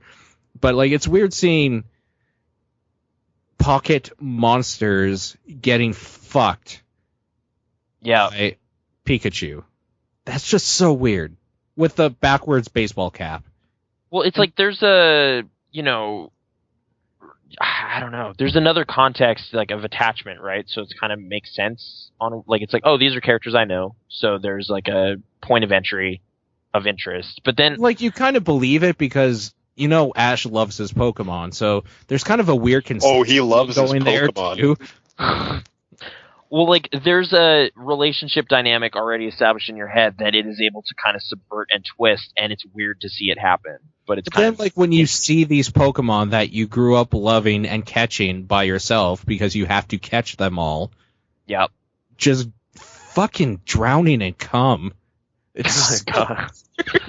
Like, these are things that the internet provides. It's so gross at the same time, but you kind of need to see it because it's vindicating. It's like, I'm an adult, and this is a thing from my childhood, and there's cum all over it. And now it's adulted. It is grown up. It's here it is. Yep. There's so many 80s cartoons I feel that way about. A surprisingly large number. Like Biker Mice from Mars? Well, I was thinking more of that Dungeons and Dragons cartoon. Oh my god, okay. Because when I was a kid, that was my first exposure to thigh-high socks and a short skirt. So that blew my little preteen mind. Yeah. I mean, it kind of fundamentally makes sense though, right? Because I mean, you're watching these weird sexless shows because they're censored for kids, right? But somewhere in that world, procreation is happening, so fucking is happening, right? Fucking so then to kind of happening, my friend. So to see those blanks filled in, it's just kind of like, this kind of makes sense. I see what you did there. Rock hard hashtag. In all seriousness, where I get my fix of that, where it's not being censored, is actually quite a few web comics. Because, there are a lot of them that have these sensibilities of these old shows that I like to watch, but they don't prance around. Like flirting and stuff, like it's just kind of, they at least acknowledge that relationship dynamic. Sure. They don't dance around that. They don't dance around kinks. They don't dance around bi or homosexuality, which all these cartoons still do to this day, which infuriates me. Because even though I'm a straight guy, we can't ignore the significant portion of the human race that is not heterosexual. You just can't. Nor should we. We need to have more characters that exhibit these traits and that are gay and that are bisexual and that aren't vilified and condemned for it, really. Mm-hmm. Like, just to make a more multi-dimensional, interesting show. So, interesting characters in general. Mm-hmm. I need to go ahead and say something on the record. Yeah. None of the stuff I'm talking about that, like, I've seen pictures of, or like that fucking hentai manga and stuff, I didn't find any of it sexual. It was more of a curiosity. Okay. So I wasn't just like, oh man, I'm going to go to the bathroom with my phone right now. I'm going to drop everything. No, it wasn't like that. It was kind of like, this is really fucking weird that this exists. So I need to make that clear because I know people are just going to be like, oh, you like the Pikachu cock now, huh?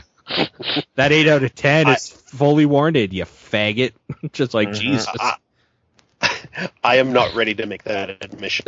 Fair enough. I don't need you to. I just don't need to keep seeing furry porn, I guess, to bring it back home. Indeed. And that's the greatest gift of all. Furry porn? Or not needing to? Just not needing to in general. It's 2 a.m. My eyes are glazing over. I don't know what I'm saying anymore. Let's go to questions and voicemails, because to kind of segue into this, who would you cosplay as if you were to cosplay? Asks Mr. Marshmallow. Well, I was totally answering this. I was totally answering this before the podcast, and then Mr. Marshmallow got super pissed at me for answering it before the podcast started. So, with my current physique, because I'm in terrible shape, I could from Street Fighter 4. Sorry, you I'd cut out right when you said the name. Sorry. Oh, Rufus from Street Fighter 4. Oh man. Okay. Okay. There was Bob once upon a Tekken. time where I wasn't better in shape, and maybe I could have done someone more rugged, but yeah, Rufus. Nathan. For me, like the kind of constraint I have to take into consideration all the time is like I have glasses, and I rarity. What? Oh wait, I guess while she's showing, she actually does put on glasses. So you're right. Uh-huh. There you go. Or when Twilight's studying. So there you go. That's who we figured it out. Cracked the code. No. I'm trying to think. Like I have to kind of think within those constraints of like, well, I want to wear this Bioshock mask or whatever, but I can't because glasses. So that's out. So like Otacon or something, maybe. He's a character. No, with we glasses. both know that's John. I know he's more so. He's got the hair just is that way, and it's perfect. Well, and he just looks that way. Yeah, just give him a briefcase and a white jacket, and he's Otacon. You're just like, no, he's just walking down the street. But yeah, I know. But I don't know. So who Nathan, else would your Otacon costume include the pea stain on the front? if I want to like be authentic, yeah, no, Totally. Okay. I have a follow-up question. Yeah. Would it be your pee? Well, I'm a slave to authenticity, so It would be my pee. Hashtag rock hard. Oh my god. I honestly gravitate to Metal Gear Solid 2 for like where I think about the characters and stuff. So no, probably, but yeah, just to be serious, I'd also have a parrot, and it would be pretty crazy. Sure. And I'd start crying about EE, and it's pretty intense. I don't know what I could pull off, to be Yeah, I can't think completely of many- honest with you. Yeah, Like, it would have to be something with a mask, probably. Because Really? I don't really think I have a face that fits with a lot of, like, it's not, like, cutesy or, like, fair enough to be, like, kind of an anime character, and it's not rugged enough to be, like, a character from a video game. You know what I mean? Like, it's right in the middle where I couldn't pull either of them off. mm-hmm. Actually, I think you could do Dom Santiago via Gears 3 because he was kind of rocking the beard at that point. Okay. I don't know what you'd still Dom have to says explain in to Gears people. 3. Like, oh, I die? I'm dead? Oh, wait, spoilers. No, it's years ago. Like I haven't even played it, and I know that happens. So okay. Hmm. Dom. I'm even trying to I think, don't- like, just across the board, like, movie characters, anything. Like, there's such a narrow range of glasses sporting protagonists. I might be So- able to pull off, like, a big boss later on in his years, because then I could just put on a trench coat, an eye patch, and just kind of grow a beard and paint it white with white hair. Mhm. I might be able to do that, because he's not overly rugged like a younger Snake is, and, like, ruggedly handsome or anything. He's just kind of an older guy. And I think I could pull off an older guy, maybe. Dexter's Lab, Meowth is saying. So, I just don't have much affinity for that show. Yeah. Yeah. I don't know. You would cosplay as Dexter's entire lab? Yeah. Yeah. The whole room? Play I mean, on a weird note, like, people are dressing as TARDISes all over the place, and that's just a prop in that show. And it's weird, because it's like, I don't know, I was thinking, like, who dresses as the DeLorean from Back to the Future? Like, that's Dude, another there was time somebody I saw a picture of on the internet, like Yeah. a girl who went as a bloody tampon, which is like the grossest fucking idea I think I could ever see, maybe. Yeah. That's pretty bad. That's just, like, kind of poor taste. And Like, it's, Halloween is scary, though, right? Like, it makes you go, ooh. No, Maybe it's one of those interpretive costumes. It represents.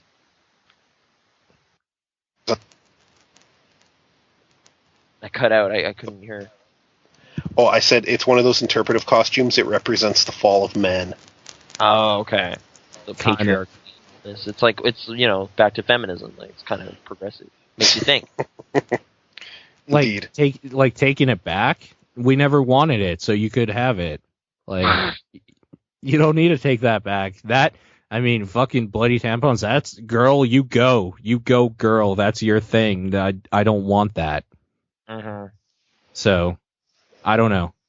Maybe we should just go to voicemails before this degrades any further. First one is from Oath, 1 of 2. So let's start here. Part 1. Daylight savings time gave me an hour of sleep, and how do I do it? By watching anime for an extra hour. But that's my problem. That's a problem? Not much has happened in the gaming world of mine besides Phoenix Wright's dual Destinies, which is awesome. But, hey Nathan, have you cracked open the heart gold like you said you were going to, or was that just a little lie you made up? Was that a lie, Nathan? Did you crack it open yet, you fucking liar? That's so accusatory. Wow. Like, I don't know what time scale I committed to, but wow, alright. It's almost like I'm getting bullied into it now. Play Heart Gold. You gotta play Pokemon. Oh no. At the risk of being, a total stickler, I didn't hear a question in that voicemail. Well, it was. I guess It's worse like. Did you open up your Heart Gold yet? Oh, okay. Before, but I put it back in the case and stopped playing it. But okay, I have not resumed playing that yet. Alice is there as a game that I'm playing, but I guess I should get on that, huh? Pokemon. I could go either way, really, because I don't have to do it. So the Pokemon Heart Gold. Okay. Let's go to her second question. Okay, so or wait, do you have an answer? Well, no, I don't know. They're just kind of topics brought up. So, like, daylight savings. What did you do with your extra hour? Maybe that was kind of the thing I got out of that. I played more Vita games. But, yeah. I hung out. I don't know. 2 a.m. lasted a long time. Yeah. So, that was okay, because that was my day off. Okay. Carlos, what did you do with your extra hour of freedom? I slept for an extra hour. I'm real lame. I'm sorry. No, it's okay. That's a really good answer. I wish I had slept for an extra hour. Instead, I did nothing. Mm-hmm. Next question, part 2. Yeah, next. Or next video or audio clip. If you hear Pokemon X and Y in the background, that's just me playing Pokemon. I have discovered the berry farm and how awesome it is because I can grow 8 to 10 berries at a time if I take care of them. And I find that really amazing. Hey Paul, have you used the berry farm in your X version or not? I know you're not really into the competitive battle stuff, but I figured if you want some excess antidotes, paralysis heals, and awakenings to heal those stupid status conditions, you should really use the berry farm, and I recommend it. But Pokemon aside, if you did any 3DS game shopping, what would you buy right now? Oh, that was a question. I have not been using the berry farm. I do know about it because you kind of run into it probably like within the first couple hours, I'm going to say, if you're exploring around. Yeah, berries are good for those status conditions, but otherwise I don't use them very much because I always forget Pokemon are holding shit, and they can hold shit, and the only thing they hold is stuff to make them more powerful, so when I go into a battle, I can just absolutely destroy something. So that's what they hold usually. But 3DS shopping, anytime I do it, it's usually virtual console stuff to get the old games I enjoyed on the NES on my handheld, and I never play them because I can play them on the actual NES or emulators or somewhere else, and I always kind of forget that I have Zelda 2, the best Zelda game, on my handheld. Are you like a ambassador? Is that where that came from? No, I am not. I wish I was, because then I would have had to pay a large amount of money to get all the games that they got for free. Yep. I don't know. Like, I mean, I'm not completely disinterested in Phoenix Wright. I'm just kind of not jonesing for a Phoenix Wright game right now, because that's a pretty specific, basically an interactive book experience. So, I don't know. I don't really keep tabs on the 3DS shop. I don't know if there's interesting stuff popping up in there or not. So, yeah. Why isn't Earthbound there too? I mean, Nintendo doesn't like to make money, so. Oh, okay. I guess that, I don't know. It just seems weird that they haven't kind of merged their home console and 3DS store stuff ever. Like, it's like, hey, I bought this here. Can I also, like the Vita PlayStation experience is kind of neat that way, where it's like, oh, I can play Hotline Miami on both. But I obviously would never play it on the Vita because the controls are terrible, but I could. So. Well, you would never play it on anything without a mouse. I actually got kind of that's used insane. to the gamepad. But You're insane. You're a crazy person. It's at least playable. The way they do lock on in the Vita version is just ridiculous. Like, it's like, tap the screen, tap the dudes, and you're just like, that doesn't make sense because my hands are on the controls. So take your hand off of the controls in this tightly knit game that relies fully on you controlling it perfectly. Split-second timing and stuff. Yeah, it's like, no, that doesn't work. Like, to aim, you have to scroll with the touchscreen. It makes no sense. Like, they did a bad job. But we're digressing. Carlos, what about you? 3DS shopping. So before I was planting berries the other day and making mulch and planting more berries and watering them, and then I realized what the hell I was doing, so I threw my DS against a wall and had a nervous breakdown. Then I went on a vision quest, and when I came back, I just planted more berries. It was really kind of sad. As for the 3DS shop, I've already used it. I bought a physical copy of Pokemon Y, and then I bought a 32 gig SD card because my plan was, hey, I can download games. Why buy the physical copies? I already downloaded Donkey Kong Country 3 Returns 3D, and yeah, I think I'm going to download the new Zelda and any other game I want right onto the SD card because that seems super handy and convenient. But yeah, I think Virtual Console and some older titles will probably see quite a bit of use. Like, I got all the Shantae games, and I'll probably get a few others as they strike my fancy. I'm really tempted to get the Zelda 2 on Virtual Console, but I've paid for that game 17 different times in my life. I'm going to go ahead and say you don't need to, because it plays pretty kind of shitty on a small screen in your hand. Excellent. That seals the deal. I will play it on emulator again. Yep, I guess pretty much. How is Donkey Kong? I just need to know. So part of the reason I did not like the Wii version is because they put precision controls in a precision platformer mapped to waggling. Yeah. That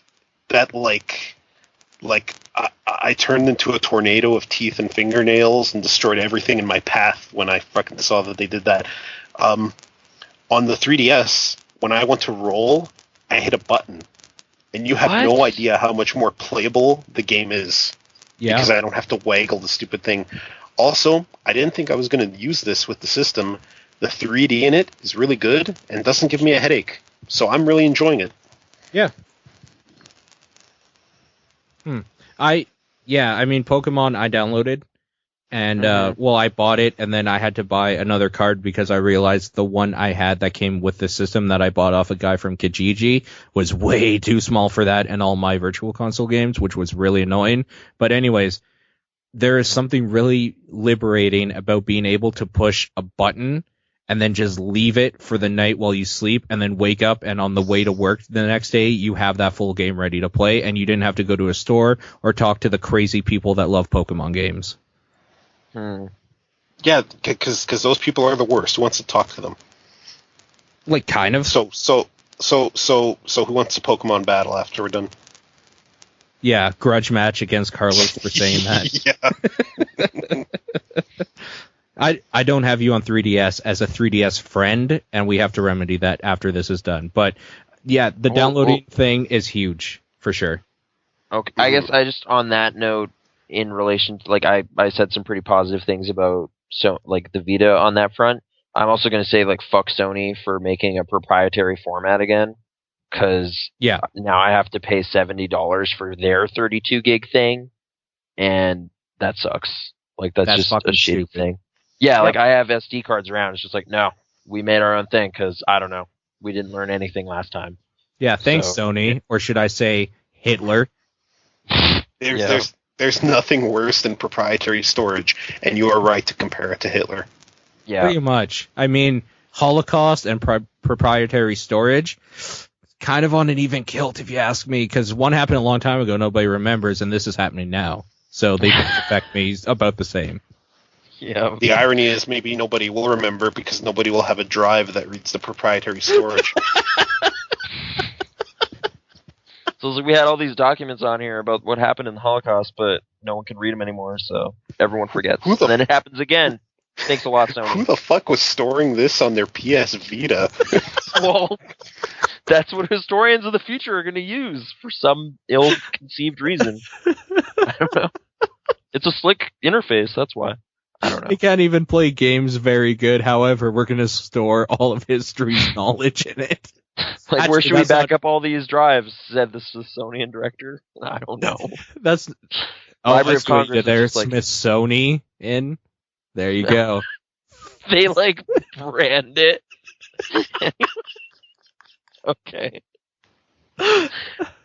That was Sony presents the Holocaust. No. We don't need to. We don't need to make light of a terrible tragedy. No, clearly we do. Sony presents the Holocaust. There we go. Well, I mean, we don't need to make light of it because Nintendo obviously did it years ago. Next question. With the beginning of last week's Humble Weekly sale featuring Team 17 and the Worms franchise, as well as Alien Breed for higher purchase prices, Humble Bundle debuted a new key redemption service where users must click links to link the entire bundle to their Steam accounts. The claim is that this is done to reduce bundle resales. With the recent changes coming for unlocking new games in the second week of sales, key redemption for games, and even exclusively non-indie bundles, is the Humble Bundle name slowly becoming an oxymoron? Are these guys becoming the not-so-Humble Bundle? What are your thoughts on this? Humble Bundle becoming Activision, EA, what do you guys think? Well, that's not quite... Well, I don't know. They definitely are becoming more and more commercial, if that's, that's just true. Like EA and all these big companies are kind of using it as kind of a means of getting attention in a way. Which is like, hey man, charity is kind of like the blanket thing that makes it cool, but it's kind of just like, hey, you should use Origin, and we're gonna, make you do that. Was kind of like the subtext of that whole thing, but, good stuff on the surface, so it makes it totally okay. But it is kind of putting the pill in the steak to make the dog eat it. There you go. There's an analogy. Well, all I know, I mean, I'm just a humble city boy. I may not know many things. However, all I know is that when they give me the 20 games and I just have to pay $3.50, I'm pretty happy because video games are kind of worthless. That's pretty humble. I don't know. Yeah. Yeah. That's kind of my point of view on it as well. I can't be too mad when I'm essentially paying pennies per game with these bundles, right? Yeah. And even if they aren't technically humble, well, cheesecake isn't technically cake, so whatever. There you go. I guess that's a good. I kind of like. I mean, so we do a site called Pixel Response. Yeah. And we have a page full of old keys, and we give that shit out to our community and people that listen to us, and anybody that kind of wants one when they don't have, for people that are like, I'm in school, I kind of want to play a new video game, and I don't have any money, we're kind of like, well, I mean, if you send us a question or do something to kind of give us content because we're cheap, we'll give you one of these. And people are like, okay, I'll take it. For me, personally, that sucks. But for me, as a consumer, I kind of like being able to log in a page, pushing a button, and I don't have to put a key in. It's just done. Oh So- wait, what is the new thing that's happened? Like, is it just You they've connect your bundled all the Steam keys? account in the Humble bundle thing, Oh, and then you just push a button and it redeems in your account. and that is the new way. You have to do it that way, or I don't know if you have to do it that way because you can still gift accounts. Oh, maybe it is because if you gift a Humble bundle, then they do it. okay. So, Maybe like, it I mean, is. it's kind of shrewd. Like, that's kind of smart on their front because, yeah, people are totally handing keys out, or like, giving keys around.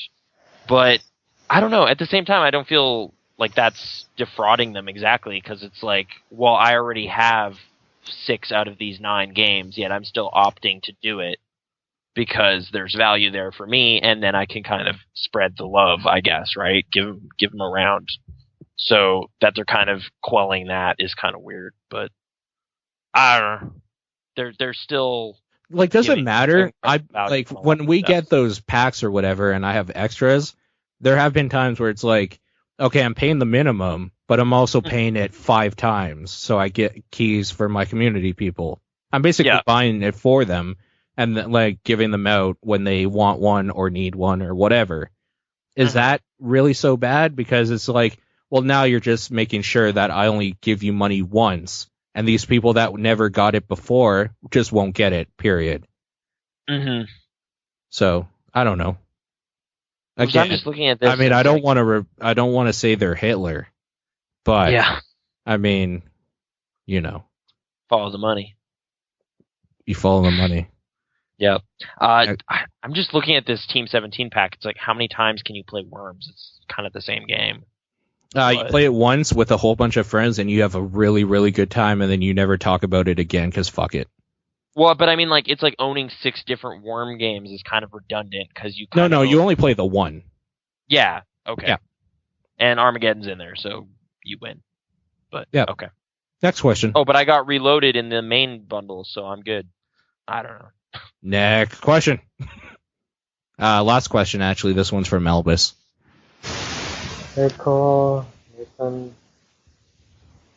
I'm tired right now. I go to university soon. There's a course I actually don't want to go. Like I have to.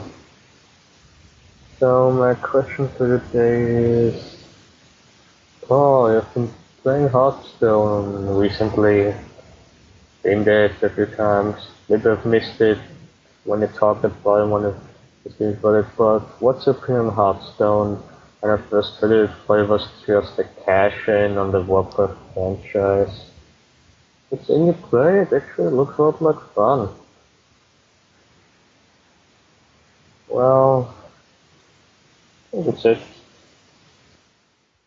That was Okay. hard to hear, but I think that was directed towards me, and basically, what's your opinion of Hearthstone? And then him saying, I basically thought that it looked like a weird cheap cash-in for Blizzard's other properties and just like a weird card game, but it actually looks kind of cool seeing you play it. okay. I think that's kind of what I got out of it. I apologize if that's not it. However, Hearthstone's really cool. I really like it, and that's weird for me to say because I kind of fucking hate card games. Okay. There is like that whole, I played WoW, I played like all these Blizzard properties, like normal Warcraft and stuff. I know lore behind it. I know these characters. None of that fucking matters, but it kind of adds to it a little bit. It's a really easy to pick up card game. You play it a couple times for the first time. You get the idea of what you're supposed to do. And then you get cards and you slowly learn how to play these cards. And then you start playing people and you start owning them. And it's the reason why competitive gaming people like competitive games, because you just kind of go in and just like do your thing and then come out victorious. I don't know. It's really easy to just pick up and play. I guess that's the takeaway from it, which I didn't find other card games to be that way at all. Okay. So that's my answer. I don't know. I haven't played Hearthstone yet. Mm-hmm.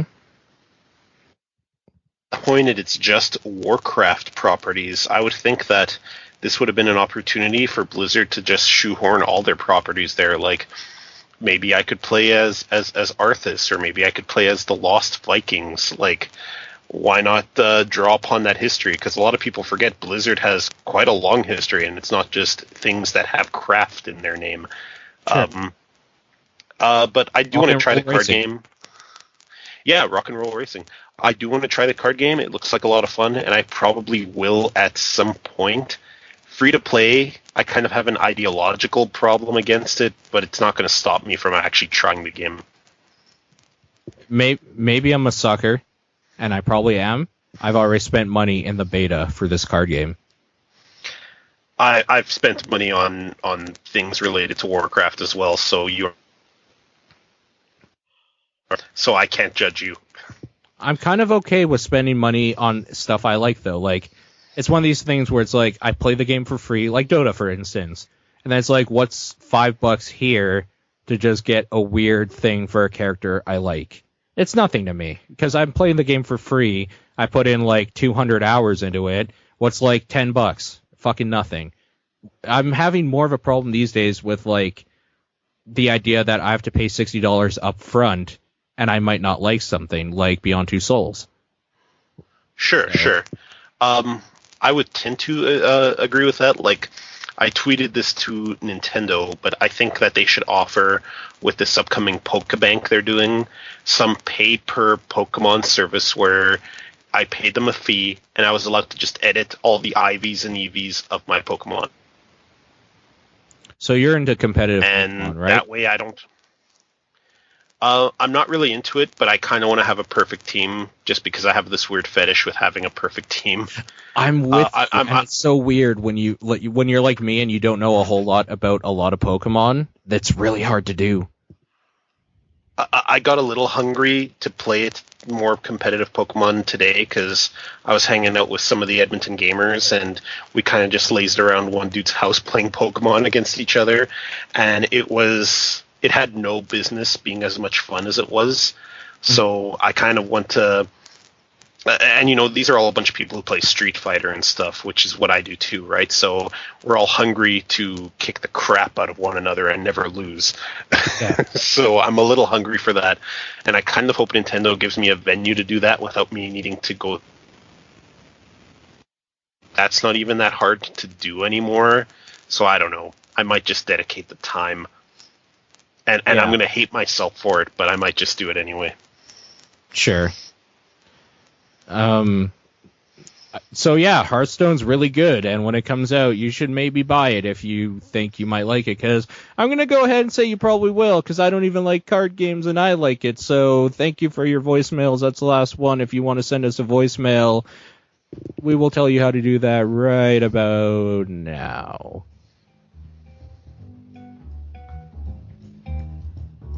Got a question or comment for the show? You can email us at podcast@pixelresponse.com or leave a voicemail using the voicemail feature on the right side of the main page. On Twitter, you can reach Nathan at Krasnor and Paul at Exposure. Be sure to check us out on Facebook at facebook.com/thepixelresponse and visit pixelresponse.com for more. Also, I want to go ahead and say thank you, Carlos, a.k.a. Specs, a.k.a. Handsomefatman, a.k.a. 100 different other aliases, as you say. Go ahead and say where people can find you on the internet, because our pre-recorded message doesn't know about you, and people should. Well, first of all, thank you very much. Thanks very much to you and Nathan for having me. I had a lot of fun, actually. Well, not actually. I was expecting to have fun, but totally... Yeah. Genuine. So I don't know. Genuine. So you can find me on Twitter at Handsomefatman. My website, which is undergoing construction, is handsomefatman.com, and I do a lot of YouTube Let's Plays and other videos at youtube.com//Axelhander, AXELHANDER. And you should also listen to the podcast I co-host, Two Fat Guys Talk Games, tfgtg.blogspot.com. Yeah. I agree. I will also be posting the link for that in the show notes, so people can just go ahead and click that. If you're looking on the page, it'll be in the show notes. If you're listening on Stitcher, also, we didn't do it, but, blah, blah, blah, Amazon link, do that so we can give us money. I was going to say, like, if you're going to buy a proprietary memory card for your Vita, go through our link. Or Call of Duty Ghosts, and that's how we became millionaires. In stores now. And Amazon.com, which means it is technically on Pixel Respawn's personal store, because you click that link and you give us money for nothing. So you should probably do that, because we need money, because we are broke as fuck, and this isn't getting any easier. And then we can get better and more guests and blah, blah, blah. You can listen to Carlos more, and maybe we can get David Cage on him and lambaste him for all his shitty things. Anyways, thank you, everybody, for listening. We will talk to you all later. We love you all. I had way too much to drink. Good night, everybody.